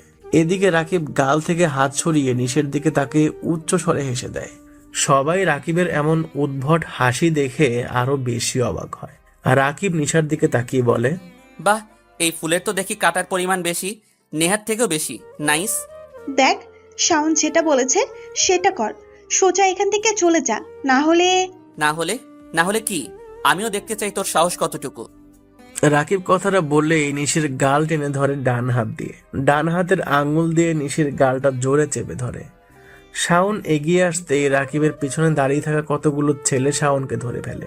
পুরো ক্যাম্পাস তখন নীরব একটা পরিবেশ ধারণ করে। কেউ রাকিবের সামনে এসে কোনো কথা বলার মতো আর অবস্থা নেই। সবাই নীরব দর্শক আর ভয়ার্ত দৃষ্টিতে চেয়ে আছে। সবাই মনে মনে বলেই ফেলেছে, এরা দুজন আজ গেল। আর রাকিব নিশির গাল জোরে চেপে ধরে বলছে, এত সাহস কি করে আসে তোদের? আমার সামনে এভাবে কথা বলিস, সাহস কি করে হয়? সাহসের কি দেখেছিস তোকে? শাওনের গালে একটা ঘুষি পড়ে। শাওন থেমে যায়। রাকিবকে তুই সম্বোধন করাতে নিশিকে ছেড়ে শাওনকে যেয়ে মারে। নিশি তখনই বলে, আচ্ছা ওয়েট, 2 মিনিট দাঁড়া, তোর সাহসের অ্যাডভার্টাইজ দেখাচ্ছি। নিশি তার ব্যাগ থেকে ফোন বের করে কাকে যেন ফোন করে। তারপর রাকিবের দিকে তাকিয়ে বলে, একটু দাঁড়া। আচ্ছা 2 মিনিট না 2 ঘন্টা। রাকিব থেমে যায়। মুখ দিয়ে আর কোনো কথা বের হয় না। একদম কাঁচুমাচু হয়ে দাঁড়িয়ে থাকে। একবার নিশির দিকে তাকায়, আরেকবার শাওনের দিকে তাকায়, আর আরেকবার তাকায় সবার পেছনে দাঁড়িয়ে থাকা একটা ঢিলে ঢালা সাধারণ পোশাকে মিন্নুর হাত ধরে থাকা আবিরের দিকে। একদম চুপসে যায় রাকিব। ঠিক কি বলবে আর সে খুঁজে পাচ্ছে না। সবাই রাকিবের এমন কাঁচুমাচু মুখটা দেখেই অবাক হয়, কারণ এরকম কখনোই হয়নি। সবাই স্পষ্ট দেখতে পাচ্ছে রাকিবের চোখে মুখে একটা চাপা ভয়ের ছাপ লেগে আছে, যা রাকিবের মাঝে এর আগে কেউ কখনো দেখেনি। নিশি জোরে জোরে হাসতে থাকে। রাকিব নিশির দিকে আর চোখে তাকিয়ে মাথাটা নিচু করে দেয়। হাত দুটো পিছনে রেখে মাথা নিচু করে দাঁড়িয়ে পড়ে। নিশি রাকিবের এমন ভাব দেখেই হেসে ফেলে। হঠাৎ গর্জে ওঠা বাঘের এমন শান্ত রূপ সবার কাছে আরো বেশি ভয়ের সৃষ্টি করে দিয়েছে, যেন এমনটা কেউ কখনো প্রত্যাশাই করেনি। নিশি বলে ওঠে, কিরে, হাওয়া বের হয়ে গেল? শোন, কাউকে ফোন দেইনি আমি, এমনিতেই বের করে কানে ধরেছিলাম, আর তাতেই এইরকম চুপসে গেলি? শালা লুজার, আসছিস মাস্তানি করতে? তোর মতো মাস্তানকে না আমি, যা ভাগ এইখান থেকে। নিশির এমন কথা শুনে রাকিবের সাথে থাকা লোকজন সবাই নিশির দিকে বেশ তেড়েই আসে, কিন্তু রাকিব সাথে সাথেই সবাইকে থামিয়ে দেয়। শাওনকে যারা ধরে রেখেছে তাদেরকে ইশারায় চলে আসতে বলে। তবে রাকিবের চোখে মুখে ভয়ের পাশাপাশি রাগের পরিমাণ স্পষ্ট, যা নিশির কথাতে রাগের পরিমাণ বেড়ে গিয়েছে। কিরে, মাস্তানি করবি না? বের কর তোর পিস্তল, বের কর দেখি, খেলনা পিস্তল নিয়ে মাস্তানি করতে আসিস কিনা দেখি। নিশি কথাটা বলেই রাকিবের কোমর থেকে পিস্তল বের করে নেয়। রাকিবের সাথে থাকা লোকগুলো এমন আচরণে অবাক হয়, কারণ রাকিব নিশিকে কিছুই বলছে না। ওর সাথে থাকা লোকগুলো অবাক চোখে দেখছে রাকিবকে। আর নিশির দিকে দেখছে ক্যাম্পাসের সব ছেলে মেয়ে। নে ধর, এসব পিস্তল তোর কাছেই রাখ আর সোজা চলে যা। ক্যাম্পাসে যেন তোকে আর কোনো মেয়ের সাথে বেয়াদবি করতে না দেখি। আর শোন, আমাকে দেখে এত ভয় পাওয়ার কিছুই নেই, পাতে মাস্তান একটা। আর রাকিব নিশির কাছে চলে আসে, তারপর খুব আস্তে করে নিশিকে বলে, যেখানে কিং অব দ্য রকস্টার থাকে সেখানে আমার কি কাজ। কথাটা বলেই যখন সবাই বাইকের কাছে আসতে যাবে তখনই কয়েক গাড়ি পুলিশ ক্যাম্পাসে প্রবেশ করে। রাকিব একবার পুলিশদের দিকে তাকায়, আরেকবার সবার পিছনে শান্ত ভঙ্গিতে মিন্নুর হাত ধরে যে দাঁড়িয়ে আছে তার দিকে তাকায়। অবশ্য পুলিশ আসাতে রাকিব একটু অবাক হয়, কারণ এরকম ভাবে পুলিশ কখনো ক্যাম্পাসে আসে না, তাও আবার রাকিবের জন্য তো কখনোই না। পুলিশের গাড়ি সোজা রাকিবের সামনে এসে দাঁড়ায়। আর রাকিবকে পুলিশেরা বেশ ভালো করেই জানে যে রাকিব যা কিছু করুক এর প্রমাণ বা ভয়ে কেউ কোনো কথা বলে না। কিন্তু যখনই পুলিশেরা গাড়ি থামায়, নিশি আর শাওন পুলিশ অফিসারদের কাছে এসে বলে, স্যার, এই ছেলেটা ক্যাম্পাসে এসে মাস্তানি করে। কিন্তু ক্যাম্পাসটা তো ওনারই। মানে? আর রাকিব সাহেব তো ছাত্র নেতা, কোনো প্রতিদ্বন্দ্বী ছাড়াই তিনি বিপুল ভোটে পাশ করেন। তিনি এমন কিছু করতেই পারেন না। রাকিব সাহেবকে আসলে বোঝাতে এসেছি। শফিক সাহেবের মেয়েকে তিনি কিনা কি বলেছে, ওনার মেয়ে তো ফোন দিয়ে আমাদের এনেছে, তাই আসছি। কিন্তু এখানে তো দেখি সব ঠিকঠাকই আছে। হ্যাঁ, থাকবেই তো, পাতে মাস্তান হলে তো ভয়ে চুপসেই যাবে। ঠিক আছে যান, যেহেতু সব স্বাভাবিক তাই আজ ওকে আর আপনাদেরও কিছু বললাম না। নিশির কথা শুনে সাব ইন্সপেক্টর বড় বড় চোখে তাকায় ওর দিকে। সাধারণ একটা মেয়ে এভাবে কথা বলছে দেখে সবাই খানিকটা ঘাবড়ে যায়। এরকম করে কেউ ছাত্র নেতা আর পুলিশদেরও বলতে পারে সেটা সবারই ধারণার বাইরে ছিল। পুলিশ অফিসার রাকিবের দিকে তাকায়। রাকিব ইশারা করে চলে যেত, পুলিশগুলো চলে যায়। রাকিব বাইক স্টার্ট দিয়ে চলে আসতে যাবে তখনই নিশি বলে, ভবিষ্যতে যেন ক্যাম্পাসে আপনাদেরকে বেয়াদবি করতে না দেখি। আর আবার বলছি, আমাকে এত ভয় পাওয়ার কিছুই নেই। রাকিব মুচকি হাসে, কোনো কথা না বলে আবারও ভয়ার্ত চেহারা নিয়ে বাইক চালিয়ে চলে আসে। নিশি আর সেখানে দাঁড়ায় না। নেহারা অনেকবার তাকে ডেকেছে, কিন্তু নিশি আর না দাঁড়িয়ে হন হন করে ক্লাসের দিকে চলে আসে। শাওন পেছনে ঘুরতেই দেখে আবির একদম সবার পেছনে দাঁড়িয়ে আছে। আবিরের দিকে তাকাতেই নিশির দিকে তাকায়, আবার আবিরের দিকে তাকায়। কয়েকবার নিশি আর আবিরের দিকে তাকিয়ে নিশির দিকে মুখ করে মুচকি হাসতে থাকে। শাওন বুঝে যায় রাকিব চলে যাওয়ার আগে কেন মুচকি এসেছিল, হয়তো তার কারণ আবিরই। রাকিব ক্যাম্পাস থেকে বের হতেই ওর সাথে থাকা প্রায় সবাই অবাক চোখে তাকিয়ে থেকে প্রশ্ন করে, কি হলো ভাই, আপনার আজকে একটা মেয়ের কাছে আপনি এভাবে অপমান হয়ে চলে এলেন কেন? কি সমস্যা কি? এরপর কি কেউ আমাদের ভয় পাবে? আহ চুপ কর তোরা, আমি কি একবারও বলেছি যে মেয়েটাকে ভয় পেয়ে চলে এসেছি? তাহলে সাউন্ড ছেলেটাকে? না, তোরা বুঝবি না। আর আজকে রাতে তোরা আমাকে কেউ ফলো করবি না, আজকে আমার একটা কাজ আছে। আচ্ছা। রাকিব চলে যায় নিজ গন্তব্যে। এদিকে ক্যাম্পাসের সবাই শাওনকে বাহবা দিতে লাগলো। নেহা শাওনের কাজের জন্য বেশ ইমপ্রেসড হয়েছে। শাওনের আশেপাশে ঘেঁষার চেষ্টা করছে নেহা, কিন্তু এ সবকিছু শাওনের দৃষ্টি আকর্ষণ করছে না। শাওন তাকিয়ে আছে মিন্নুর হাত ধরে চলে যাওয়া ছেলেটার দিকে। ভাইয়া জানো, আমি যখন আপারে দেখতে গেছিলাম তখন প্রায় সাথে সাথে আপারে ছাইরা দিছে। আমরা এক লগে বাড়িতে আইছিলাম, একজন কালো কোট পরা লোক এসে পুলিশদের কি কাগজ দেখাইছিল, তারপরেই ছাইরা দিছে। পুলিশগুলো আমার দিকে অবাক চোখে তাকাইছিল। আপারে নিয়ে বাইরে আসা আপনারা অনেক খুঁজেছিলাম। আচ্ছা ধর, আমি যদি চলে যাই কোথাও, মানে ধর আর আমার সাথে তোর কোনো রকম দেখা হবে না, তখন কি করবি? কি যে কোন ভাইজান, আপনি কেন হারাইবেন? হারাই তো তারা যারা কাছে থাকতে ভয় পাইয়া যায়। আমার আফা বলছে তাই আপনারে কইছি, আমি এইসব জানি না। আবির কিছু বলে না।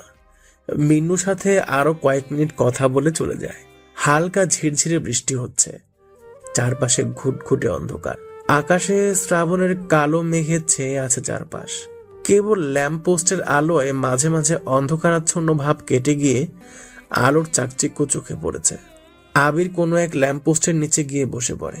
চারপাশটা কেমন যেন শূন্য শূন্য লাগছে তার। আজ সন্ধ্যায় আবির মিন্নুদের বাড়িতে গিয়েছিল। মিন্নু বাড়ির সবাইকে বলেছিল আবিরই তার আপাকে ছাড়িয়েছে। এ কারণে বাড়ির সবাই আবিরের খাতিরে ব্যস্ত হয়ে যায়। কেবল মিন্নুর আপা রেনু আবিরের সামনে আসেনি। সবার সাথে টুকটাক কথা বলে যখন চলে আসতে যাবে তখনই আড়াল থেকে রেনু ডাক দেয় আবিরকে। আপনি একবার এদিকে আসবেন? আবির থেমে যায়। কোমল একটা কণ্ঠ তার কানে বাজতে থাকে। আবির চুপচাপ দাঁড়িয়ে থাকে, কেমন যেন নেশাগ্রস্ত হয়ে পড়ে। যার কণ্ঠে এত মায়া, সে নিশ্চয়ই একজন ভালো মনের মানুষ আর মায়াবতী হবে। আবির ধীর পায়ে পাশের ঘরের দিকে যায়। ছোট্ট একটি জায়গায় দুটো রুম, একটাতে মিন্নুরা থাকে আর একটাতে ওর আপা। আবির রুমের বাইরে দাঁড়িয়ে আছে। ভিতর থেকে রেনু বলে ওঠে, ভেতরে আসুন, কোনো সমস্যা নেই। আবির আবারও চুপ হয়ে যায়। কেমন যেন একটা মাদকতা কাজ করে সেই কণ্ঠের ওপর। আবির শান্ত ভঙ্গিতে আর অনেক বেশি উৎসাহ নিয়ে ছোট্ট একটি ঘরে প্রবেশ করে। রুমে খুব বেশি আলো নেই, একটু 40 ওয়াটের হলদে বাতি জ্বলছে। রুমের ডান পাশের দেয়ালে অনেকগুলো হাতে আঁকা ছবি টাঙানো। ছবিগুলো দেখলে মনে হয় যেন জীবন্ত, কেবল একে এখানে টাঙিয়ে রাখা হয়েছে এরকম। সামনে চেয়ারে বসুন। আবির চমকে ওঠে। সেই মায়া জ্বলানো কণ্ঠ। আবির সেদিকে তাকায়। একজন অল্প বয়সী মেয়ে বসে আছে খাটের উপর, কালো পোশাক পরা। মুখটা চেনা যাচ্ছে না, দেখাও যাচ্ছে না। পেছন ঘুরে বসে আছে মেয়েটা। আবির চেয়ারে গিয়ে বসে, মেয়েটার দিকে তাকায়। বয়সটা অনুমান করতে থাকে, আনুমানিক 18 বা 20 হবে। গায়ের গড়ন খুব বেশি পাতলা নয়, আবার মোটাও নয়। মিন্নুর মুখে আপনার কথা অনেক শুনেছি, তাই আপনাকে আজ বলতে এসেছি। আসলে সে সবসময় আপনার কথা বলে।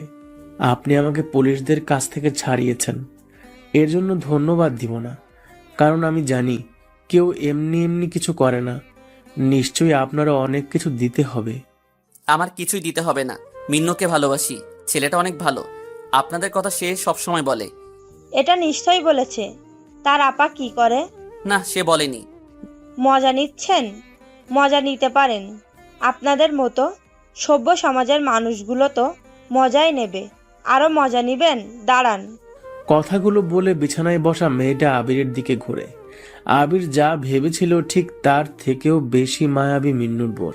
চেহারাতে কোনো প্রকার কষ্টের ছাপ নেই, কেমন যেন হাসি হাসি মুখ, অসম্ভব মায়া।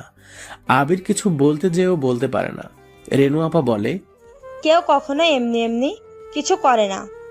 আমরা আপনার কাছে ঋণী, চাইলে আপনি আপনার ঋণ শোধ করে নিতে পারেন। না না, এরকম কিছুই না, আমি তো কেবল মিন্নুকে ভালোবাসি বলে ওর জন্য এরকম করেছি। আরে ধুর মিয়া, এত সাধু সাজার কিছু নেই। জলদি আপনার ঋণ পরিশোধ করে নিন। আজ অনেক দিন কেউ আমাকে স্পর্শ করেনি। জলদি শুরু করেন। এত ভনিতা ভালো লাগে না। মিনুর সাথে মিশে এত কিছু করেছেন, ভাবছেন আমরা খুশি হব? হ্যাঁ, খুশিই তো হয়েছি। আর খুশি হয়ে আপনার জন্য নিজেকে তৈরি করেছি সন্ধ্যা থেকে। এর জন্য টাকা লাগবে না। আমাকে যে ছাড়িয়েছেন এটার জন্য ফ্রি। আসুন আসুন, বাইরে বৃষ্টি শুরু হবে, কেউ জানবে না। চাইলে সারা রাত আপনার ঋণ পরিশোধ করে নিতে পারেন আমার সাথে থেকে। যেভাবে ইচ্ছা ব্যবহার করতে পারেন। আপনাদের হিসাব আমি বেশ ভালো করেই বুঝি। আসেন তো মিয়া। আবির বোকার মতো তাকিয়ে থাকে রেনুর দিকে। কয়েক মুহূর্ত আগে এই মেয়েটাকে নিয়ে আবির কত কিছুই না মনে করেছিল, কিন্তু এরকম ভাবে রেনু বলতে পারে কথা আবির বুঝতে পারেনি। অবশ্য রেনুর দোষটাও বা কোথায়? রেনুর সাথে হয়তো সবাই পাওনা নিয়েই এরকম করে। দুনিয়াতে কেউ তো কারো জন্য না। কেউ না খেয়ে থাকলে কেউ নিজের টাকা খরচ করে খেতে দেবে না। আবার এক্ষেত্রে তো আবির কোনো কারণ ছাড়াই মিন্নুদের উপকার করছে। আবির রেনুর দিকে তাকায়। মেয়েটাকে তার কাছে যেন মায়াবী কোনো ফুটন্ত তাজা ফুলের মতো লাগছে। রেনুর এমন কথাতে আবির অনেকখানি অবাক হয়। আবির ঠিক কি বলবে বুঝে উঠতে পারে না। মিন্নুর সাথে তার সখ্যতা গড়ে উঠেছে রেনু আপাকে উপভোগ করার জন্য না, রেনুকে সে তার বোনের মতোই দেখে এসেছে। কি হলো? আসুন শুরু করেন। রেনু আবিরের খুব কাছে চলে আসে। আবির আর সহ্য করতে পারে না। চেয়ার থেকে উঠে দাঁড়িয়ে রেনুর গালে কষে একটা চর মারে। রেনু অবাক হয়ে আবিরের দিকে তাকিয়ে আছে। আবির বলে, নারী দেহের প্রতি লোভ থাকলে আপনার আগে আরো অনেক মেয়েদেরকে নিজের ইচ্ছা মতো বিছানায় নিয়ে নিজের প্রশান্তি মেটাতাম। নারী মানে একজন পরিচারক, নারীরাই পারে অনেক কিছু বদলে দিতে, আর সেই নারীকেই আমরা বিভিন্ন নামে ডাকি। কেউ বলি বেশ্যা, কেউ বলি পতিতা। তবে সমাজে যারা পতিতা হয় তারা এমনি এমনি হয় না। আপনি যেমন হয়েছেন পরিবারের জন্য, তবে এটা বিশ্বাস করুন, আমি কেবল কিছু পাওয়ার জন্য এসব করিনি। মিন্নুকে ভালোবাসি, আর আপনাদের পরিবারকেও। ভালো থাকবেন, আর কখনো আপনাদের উপকার করব না, আসবো না। আবির রুম থেকে বের হয়। রুম থেকে বের হতেই দেখে মিন্নু দাঁড়িয়ে আছে। মিন্নুর দিকে তাকিয়ে মুচকি হাসি দিয়ে হন হন করে চলে আসে। হালকা ঝিরঝিরে বৃষ্টি হচ্ছে, চারপাশে ঘুটঘুটে অন্ধকার। আকাশে শ্রাবণের কালো মেঘে ঢেকে আছে চারপাশ। কেবল ল্যাম্পপোস্টের আলোয় মাঝে মাঝে অন্ধকারাচ্ছন্ন কেটে গিয়ে আলোর চাকচিক্য চোখে পড়ছে। আবির কোনো এক ল্যাম্পপোস্টের নিচে গিয়ে বসে পড়ে। চারপাশটা কেমন যেন শূন্য শূন্য লাগছে। আবির বসা থেকে উঠে দাঁড়াতে যাবে, তখনই কালো রঙের একটি গাড়ি আবিরের সামনে এসে দাঁড়ায়। বৃষ্টির পরিমাণ ধীরে ধীরে তার পতিতমান প্রবাহ বাড়িয়ে দিচ্ছে। আবির গাড়িটার দিকে তাকিয়ে বোঝার চেষ্টা করে কে হতে পারে গাড়িতে। শফিক সাহেবের গাড়ি নয় তো এটা? তবে কে হতে পারে? আবির মনে মনে কথাগুলো বলছে। তখনই গাড়ির দরজা খুলে বড় কালো টুপি পরে, মুখে মাস্ক, গায়ে কালো পোশাক পরে আবিরের সামনে এসে দাঁড়ায় একজন। আবিরের চিন্তার ছাপ মুখ থেকে দূর হয়, কারণ এরকম ভাবে কেবল আবিরের পরিচিতরাই আসে। কিন্তু আবিরের সামনে এভাবে আসাটা আবির বুঝতে পারছে না, কারণ সে ঢাকাতে আছে, এটা কেবল সে ছাড়া আর কারো জানার কথা না। কেমন আছিস? আবির বসা থেকে উঠে দাঁড়ায়। প্রচন্ড রকম অবাক হয় ও। থতমত খেয়ে খানিকটা সময় সামনে দাঁড়িয়ে থাকা মাস্ক মুখে ঢাকা আগন্তুকের দিকে তাকিয়ে আছে। সামনে দাঁড়িয়ে থাকা লোকটার কণ্ঠটা আবিরের বেশ চেনা। আবির বসে পড়ে। মাস্ক পরা ছেলেটা আবিরের পাশে গিয়ে বসে। কিরে, বলছিস না কেন কেমন আছিস? আবির ছেলেটার দিকে তাকায়। ছেলেটা মুখ থেকে মাস্কটা খোলে। ল্যাম্পপোস্টের আলোয় ঝড়ো ঝড়ো বৃষ্টির প্রবণের তাড়নায় লোকটাকে দেখে আবির অনেকটা অবাক হয়। আবির কি কেউ চিনতে পারবে? আবির তা একদমই বুঝতে পারেনি। পাশে বসে থাকা রাকিবের দিকে হা হয়ে তাকায় আবির। মনে পড়ে রাকিবের সাথে কাটানো সেই সময়ের কথা। রাকিব বলে, কিরে, আগের থেকেই বেশি চুপচাপ হয়ে গেছিস? মাস্তানি ছাড়বি বলে সব কিছু ছেড়ে ছুড়ে এখানে চলে এসেছিস, কিন্তু আমি জানি নিলয় কখনো মাস্তানি ছাড়তে পারে না। এখানে আসার পিছনে কোনো কারণ আছে। কেন এসেছিস? তোর জন্য কতগুলো অপমান সহ্য করেছি আর জানিস? তুই এখান থেকে চলে যা, ঢাকা সিটি আমার। তুই তো বলেছিস যেমন খুশি সেভাবে থাকতে, কেবল গ্যাংটাকে সবার সামনে অজানা রাখতে। তোর থেকে চলে এসে আমি নিজের মতো করে নিজেকে তৈরি করেছি। আবার তুই আসছিস? আমি জানি তুই রাফিয়ানিতে সেরা, কিন্তু রাকিবকে থামিয়ে আবির একটু শব্দ করে হাসে। রাকিব আবিরের দিকে তাকায়। আবির বসা থেকে উঠে দাঁড়িয়ে রাকিবের হাত থেকে মাস্কটা নিয়ে নেয়। তারপর শান্ত ভঙ্গিতে বলে, পিস্তলটা তোর গায়ের সব কাপড়গুলো দে, আর নেহার পিছু ছেড়ে দে। আবিরের কথা মতো কোমর থেকে পিস্তলটা দিয়ে দেয় রাকিব। আবির মাস্কটা পরে নেয়। কোমরে পিস্তল গুঁজে পকেট থেকে ফোন বের করে কয়েক পা এগিয়ে আসে। আরো একটা ড্রেস গাড়িতেই রাখা আছে, আর নেহার পিছু যদি না ছাড়ি। বাসায় চলে যা। জানিসই তো রাগ করতে ভালো লাগে না, রাগের কারণেই সম্পর্ক নষ্ট হয়। আর ভালো করে জানিস রাকিব, আমি রেগে গেলে কি হতে পারে। যেটা বললাম সেটা কর। আবির আর দাঁড়ায় না। রাকিবের গাড়ির দরজা হালকা খোলাই ছিল। রাকিবের গাড়িতে উঠে গাড়ি স্টার্ট দেয় আবির।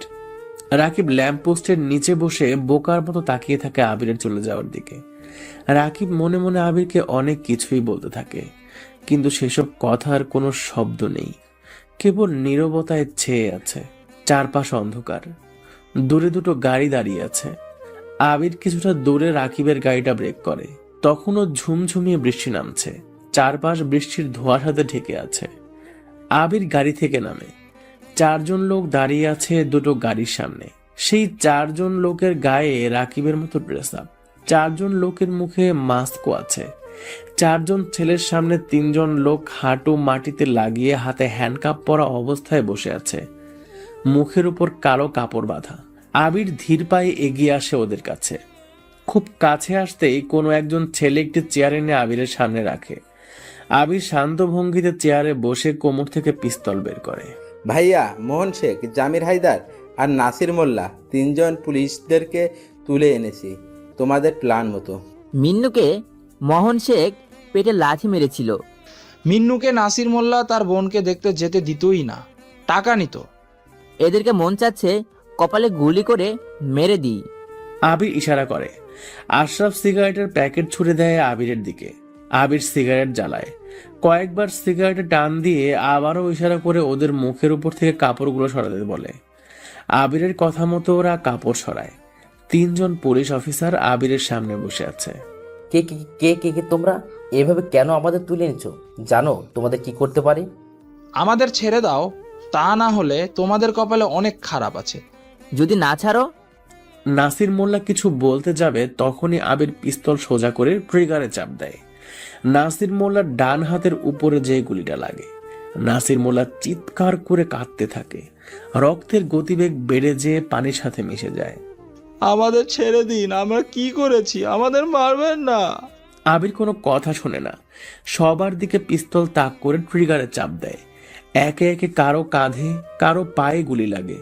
সবাই যন্ত্রণায় চিৎকার করে কাঁদতে থাকে। ক্ষতের যন্ত্রণা তীব্র থেকে তীব্রতর হয়। শেষে আর সহ্য করতে না পেরে জ্ঞান হারায়। 3 জন পুলিশ বৃষ্টির পানির অপ্রতিরোধে পড়ে আছে। আশরাফ এগিয়ে আসে আবিরের দিকে। আবির মুখের উপর থেকে মাস্ক আর লম্বা টুপিটা খোলে। সাথে সাথেই সবাই সবার মাস্ক খুলে নেয়। আবিরের দিকে আশরাফ তাকিয়ে বলে, ভাইয়া বুঝতে পারছি না এদেরকে কেন না পেরে এভাবে রেখে দিল। আর তাছাড়া সেদিন বলেছিল আর মাস্তানি করবে না, তবু আবার এত কিছু করলো। তোমার প্ল্যান মতো সব কিছু করলাম, কিছুই বুঝতে পারছি না। এত কিছু তোদের বুঝতে হবে না। মা কেমন আছে?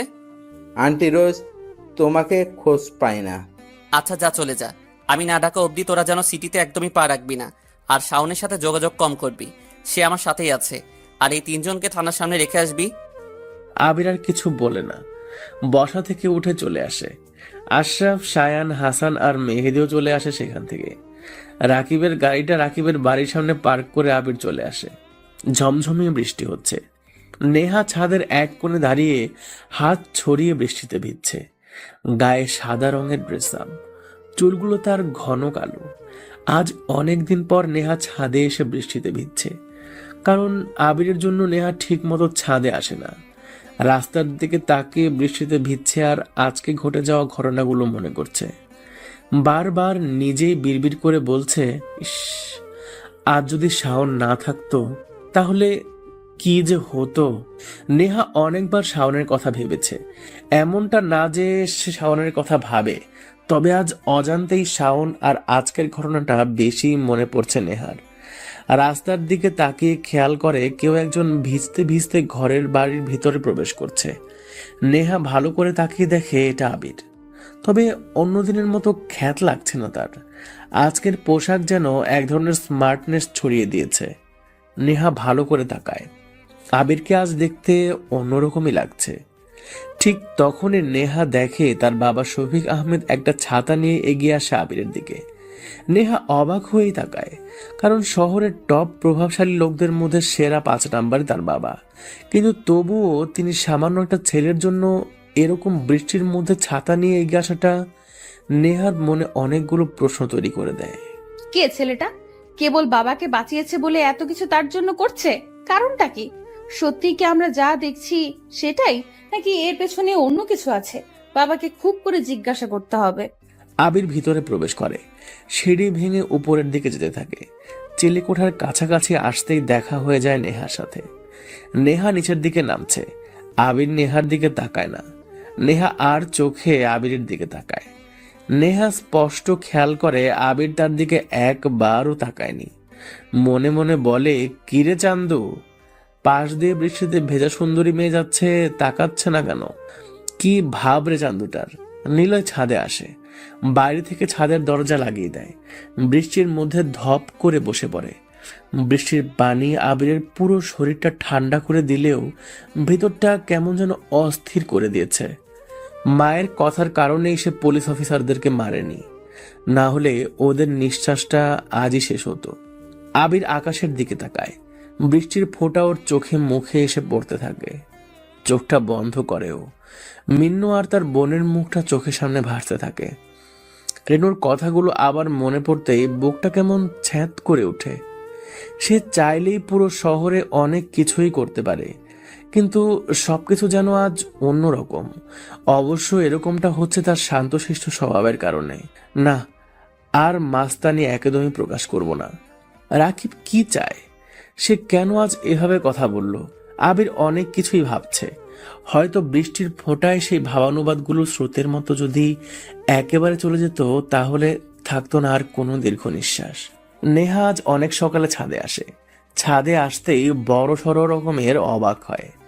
ছাদের কোণাতে হেলান দিয়ে চোখ বন্ধ করে বসে আছে আবির, ভেজা কাপড় গায়ে। চেহারাটা অন্যদিনের থেকে আজ একটু বেশি অন্যরকম লাগছে নেহার কাছে। কাপড়গুলো অন্যদিনের মতো একদমই আলাদা।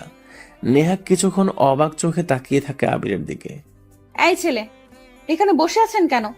আবির তড়িঘড়ি করে বসা থেকে উঠে বসে। সামনে তাকিয়ে দেখে নেহা দাঁড়িয়ে আছে।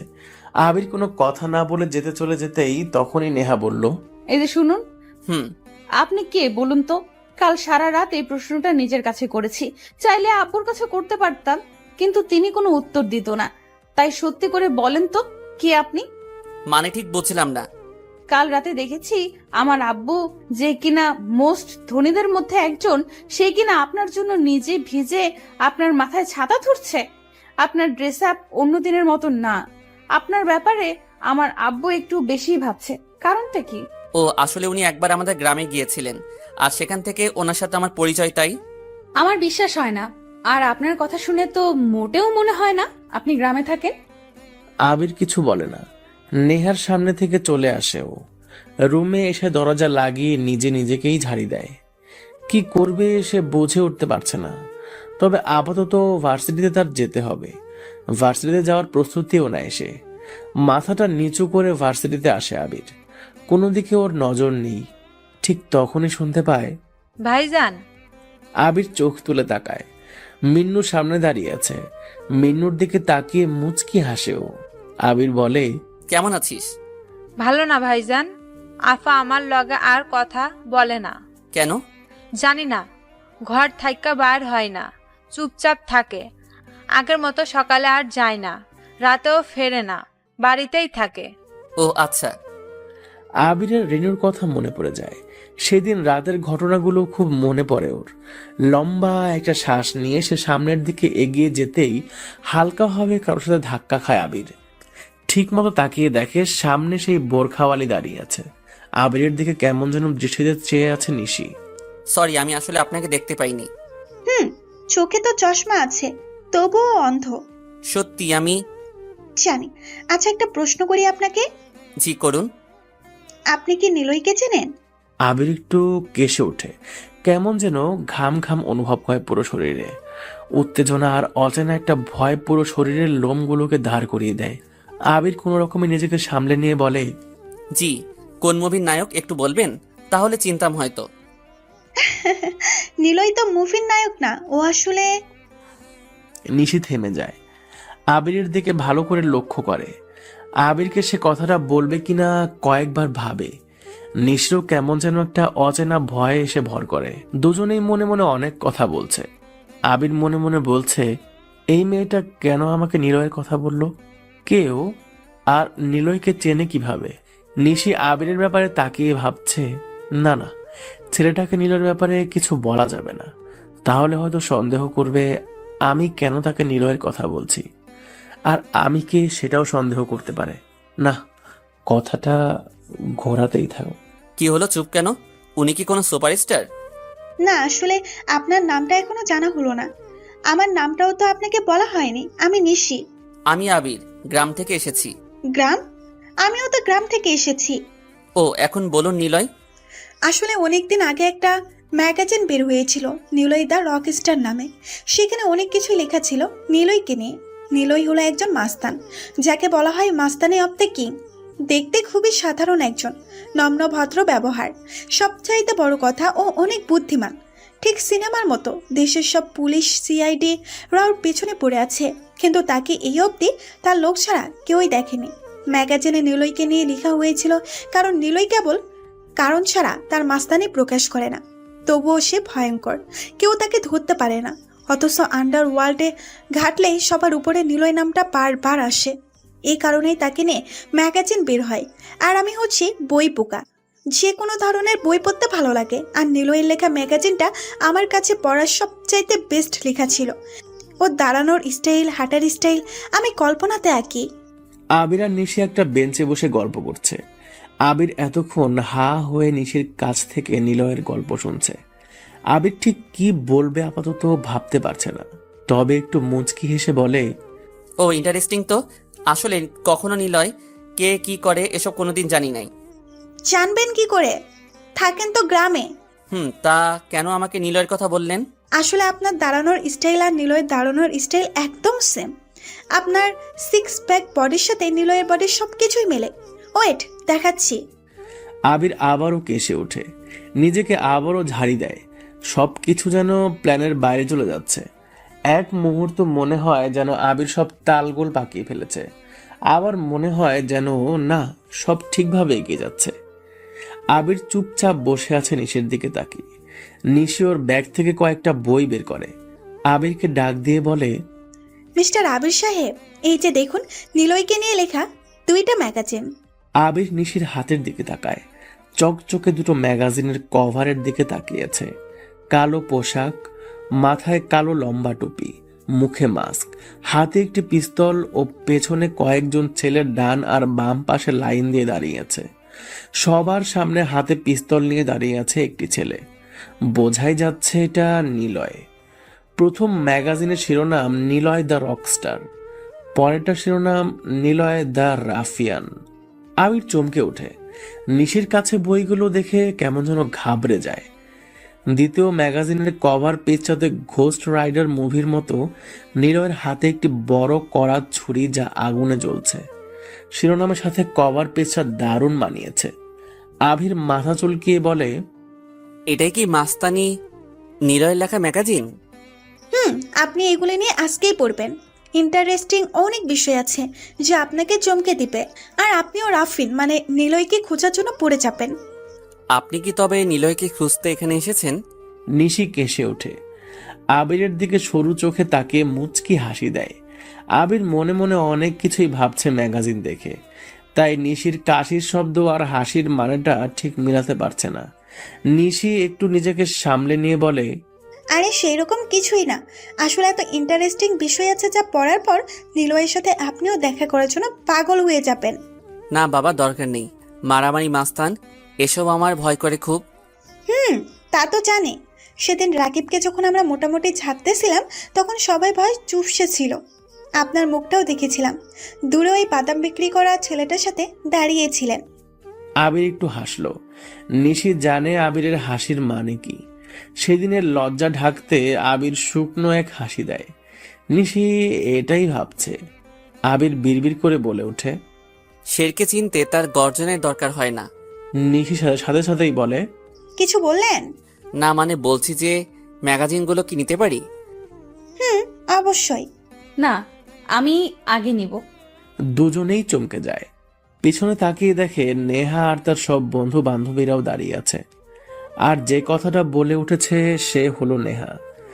আবির সবাইকে দেখে উঠে দাঁড়িয়ে চলে আসতে যাবে, তখনই নিশে হাত ধরে বসিয়ে দেয়। আবির কোনো কথা বলে না। নেহা আবারও বলে ওঠে, এক্সকিউজ মি নিশি, তোমাকে ধন্যবাদ। কাল যদি তোমরা না থাকতে তাহলে অনেক সমস্যায় পড়তে হতো। আরে কোনো ব্যাপার না।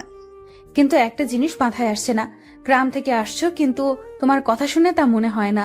আর তাছাড়া এমন ভাবে রাকিবের সাথে কথা বলছিলে যেন অনেক ভালোভাবেই চেনো তুমি। সত্যি ইন্টারেস্টিং। নিশি উঠে দাঁড়ায়। কেমন যেন শুকনো চোখে সবার দিকে তাকিয়ে নিশির হাতে ম্যাগাজিনগুলো দিয়ে চলে আসতে যায়। তখনই আবির নিশিকে থামায়। নিশি বোকার মতো তাকিয়ে থাকে। শিহাব এসে আবিরের কাঁধে হাত রাখে। আবির একটু ঘুরে তাকিয়ে কাঁধ থেকে হাত ছড়িয়ে চলে আসবে, সে সময় শিহাব আবারও আবিরের কাঁধে হাত দিয়ে টান দেয়। কোথায় যাচ্ছিস? শুনলাম তোর নাকি বেশ খাতির করা হচ্ছে। নেহার বাবা তোর জন্য রাত জেগে ছাতা নিয়ে বসে থাকে, নতুন ড্রেস আপ পরছিস, কি ব্যাপার? আবির নেহার দিকে তাকায়।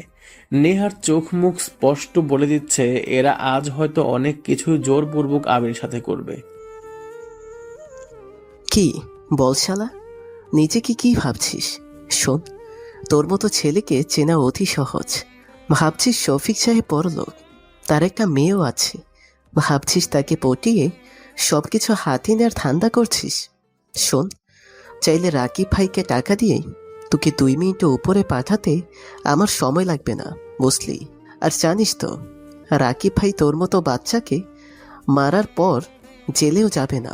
তাই শোন, যা বলছি চুপচাপ ভদ্র ছেলের মতো মেনে নিবি। নেহাদের বাড়ি থেকে সোজা চলে যাবি, ভার্সিটিতেও তোকে যেন না দেখি, বুঝছিস? আবির কিছু বলে না, মাথাটা নিচু করে চলে আসতে যাবে, তখনই নিশি এসে আবিরের পাশে দাঁড়িয়ে বলে, কি ব্যাপার শিহাব, তুমি কেন ওর সাথে এমন কথা বলছো? ছেলেটা কত ভালো, তোমাদের সাথে কি কখনো ঝামেলা করে? দেখো না, তোমরা কিছু বললেই সে চুপ করে শোনে, কোনো প্রতিবাদও তো করে না। আর বাসায় চলো, খালামণিকে বলছি তুমি ভার্সিটিতে কি করে বেড়াও। দেখো নিশি, এসব আমার ভালো লাগে না। তুমি তোমার মতো থাকো, আমি আমার মতো, না হলে এর ফল কিন্তু ভালো হবে না। যদি না শুনি তোমার কথা? ভেবে বলছো তো কথা, না হলে কিন্তু অনেক কিছুই হয়ে যাবে। নিশি একটু শব্দ করে হাসে। শিহাব এ হাসির মানে বুঝতে পারে না, তবে ঠিকই শিহাবের চোখে মুখে রাগের বিশাল ছায়া এসে পড়েছে, যা হয়তো ধ্বংসও হতে পারে অনেক কিছুই। আবির ওদের থেকে চলে এসে রঙন ফুল গাছের নিচে গিয়ে বসে। একটু পর মিন্নু এসে বসে আবিরের পাশে। ভাইজান, আপনার কি হয়েছে? আমার লগে কথা কন না কেন? আপাও আমার সাথে কথা বলে না, আপাও আমার সাথে কথা বলছে না। আপনি যখন চইলা আইছিলেন, আমি আপার ঘরে যাইয়া দেখছিলাম আপা কাঁদতেছিল। আপারে জিজ্ঞাইছিলাম, কেন কাঁদছ আপা? আপা আমার জড়াই ধইরা কইছিল, তোর ভাইজান অনেক ভালো রে। ভাইজান, সবাই কেন আমার সাথে কথা বলছে না? আবির মিন্নুর দিকে তাকায়। মিন্নুর চোখে মুখে বিষাদের অশ্রু বেয়ে পড়ছে। আবির মিন্নুর মাথায় হাত বুলিয়ে দেয়, তারপর বলে, তোর আপাও অনেক ভালো, আপাকে দেখে রাখিস আর বলিস বাইরে না যেতে। আর তোমরা কি ফ্রেন্ড? আবির ঘুরে তাকায়, পিছনে তাকিয়ে দেখে নিশি এসে দাঁড়িয়েছে। নিশির দিকে তাকিয়ে আবির চুপ হয়ে যায়। মিন্নু বলে, না, আসলে ভাইজান রে আমি অনেক ভালোবাসি, আর উনিও আমারে ভালোবাসে। আমার আফুরে তো ভাইজান জেল থেকে ছাড়াই আনছিল। মানে? মিন্নু। মিন্নু এবার চুপ হয়ে যায়। নিশি এসে ওদের পাশে বসে, তারপর বলে, আচ্ছা, আমাকে কি তোমার বন্ধু বানাবে? হ্যাঁ, বন্ধু হইতে হইলে ভালো হইতে হইব। আমিও ভালো। আবির নিশির দিকে তাকায়। মুখটা আজ বোরকাতে ঢাকা নেই, দাঁতগুলো চিকন, মিষ্টি হাসি ওর গোলগাল মুখে বেশ মানিয়েছে। তিনজন বসে বসে গল্প করছে আর হাসছে। ওদিকে নেহা। আমরা কি তুমি বলতে পারি? নিশির এমন কথা শুনে আবির তাকায় ওর দিকে। কিছুক্ষণ তীক্ষ্ণ দৃষ্টিতে তাকিয়ে থেকে শুকনো এক হাসি দেয় আবির। নিশি আবার বলে, আসলে আমরা সেম ক্লাস, তাই ভাবলাম তুমি করে বলি। আবির সম্মতি জানায়। দুজনে মিন্নুর সাথে বসে গল্প করে। ঠিক তখনই শুনতে পায় বাইকের বিকট শব্দ। অনেকগুলো বাইক ক্যাম্পাসে এসে গোল করে ঘুরতে থাকে। আবির সেদিকে তাকায়। রাকিবের মুখটা ওর চোখের সামনে ভাসে। নিশিও দেখে রাকিব আবারও এসেছে। রাকিব বাইকটা নেহার সামনে এসে থামায়। ছেলেটা আবার এসেছে, ওকে তো আমি। নিশি বসা থেকে উঠে দাঁড়ায়। আবির ওকে থামিয়ে বলে, কি ব্যাপার, তুমি কোথায় যাচ্ছ? দেখছো না, তুমি সেই মাস্টারটা আবার আসছে। সেদিন শিক্ষা হয়নি, আজ ওকে বোঝাবো মাস্তানি করার ফল কি। আরে কি বলছো এসব নিশি?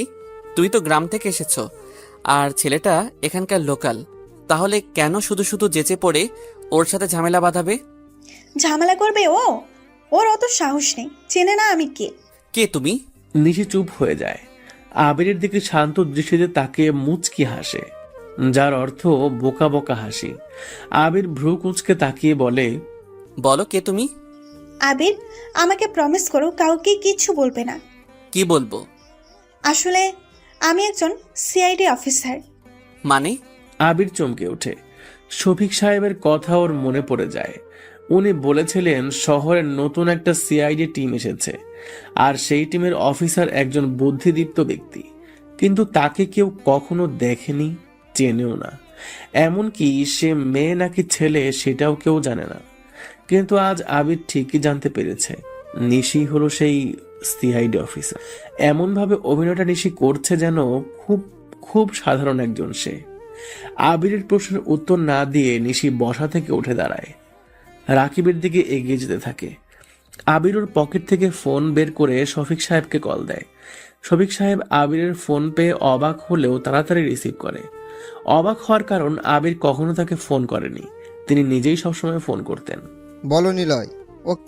বললাম তো আমাকে নিলয় নামে ডাকবেন না। ওকে সরি, বলো কি দরকার? দরকার আমার নয়, আপনারই। ভার্সিটিতে চলে আসুন, নেহা রাকিবের সাথে ঝামেলা করবে। ধুর, তুমি যে কি বলো, তুমি থাকতে আমার কি প্রয়োজন সেখানে? চলে আসুন। আবির নিশির পেছনে যায়। রাকিব নেহার সামনে দাঁড়িয়ে আছে। নেহার গালে হাত দিয়ে বলে, কেমন আছো? তোমাকে না বলেছিলাম ভালোবাসি, কিছু ভাবলে নাকি? অবশ্য তোমার ভাবনার কি আসে যায়? হ্যাঁ বললেও তোমাকে চাই, না বললেও তোমাকেই চাই। কোনো শক্তি নেই তোমাকে আমার থেকে নিয়ে যাবে। দেখুন, এসব আমার ভালো লাগে না, আপনাকে আমার সহ্যই হয় না।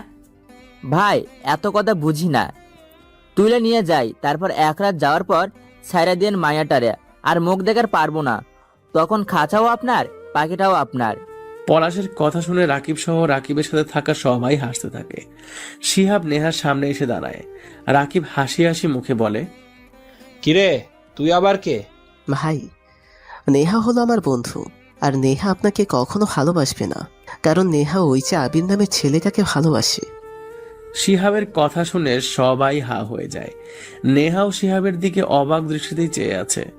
নিশি রাকিবের দিকে এগিয়ে আসতে যেয়ে থেমে যায়। সবাই আবিরের দিকে তাকায়। আবির সবার দিকে একবার তাকিয়ে চোখ সরিয়ে নেয়, মাথাটা নিচু করে নিচের দিকে তাকিয়ে থাকে। নেহা এসে শিহাবের কাছে আস্তে করে গলায় বলে, ওই শয়তান, এসব কি বললি?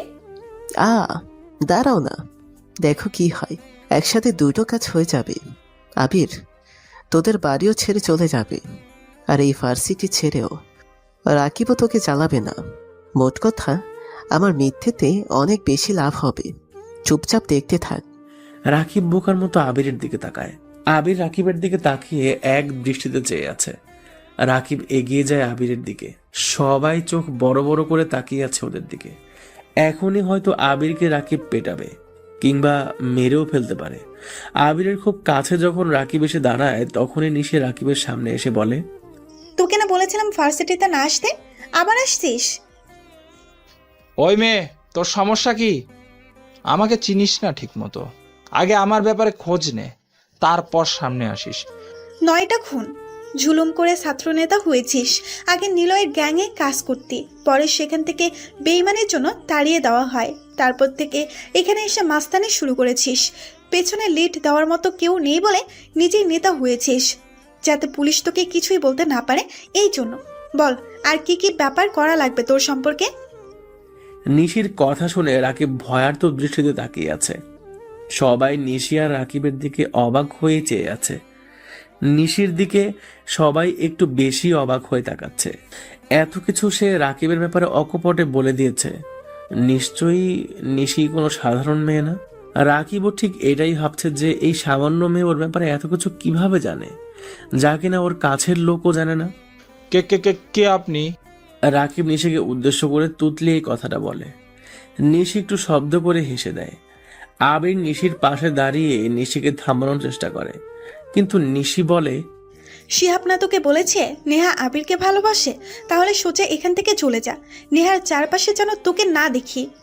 রাকিবের গালে নিশি এসে একটা চর বসিয়ে দেয়। রাকিব সাথে সাথেই কোমর থেকে পিস্তল বের করে নিশির কপালে ধরে। আবির এগিয়ে এসে রাকিবের হাত থেকে পিস্তলটা নিয়ে নেয়, তারপর শান্ত ভঙ্গিতে বলে, সবকিছু এত সহজে হয় না, আপনি একটু বেশি রাগী দেখছি। রাগ দিয়ে কখনোই কিছু হয় না মিস্টার রাকিব, মাঝে মাঝে শান্ত হয়ে কিছু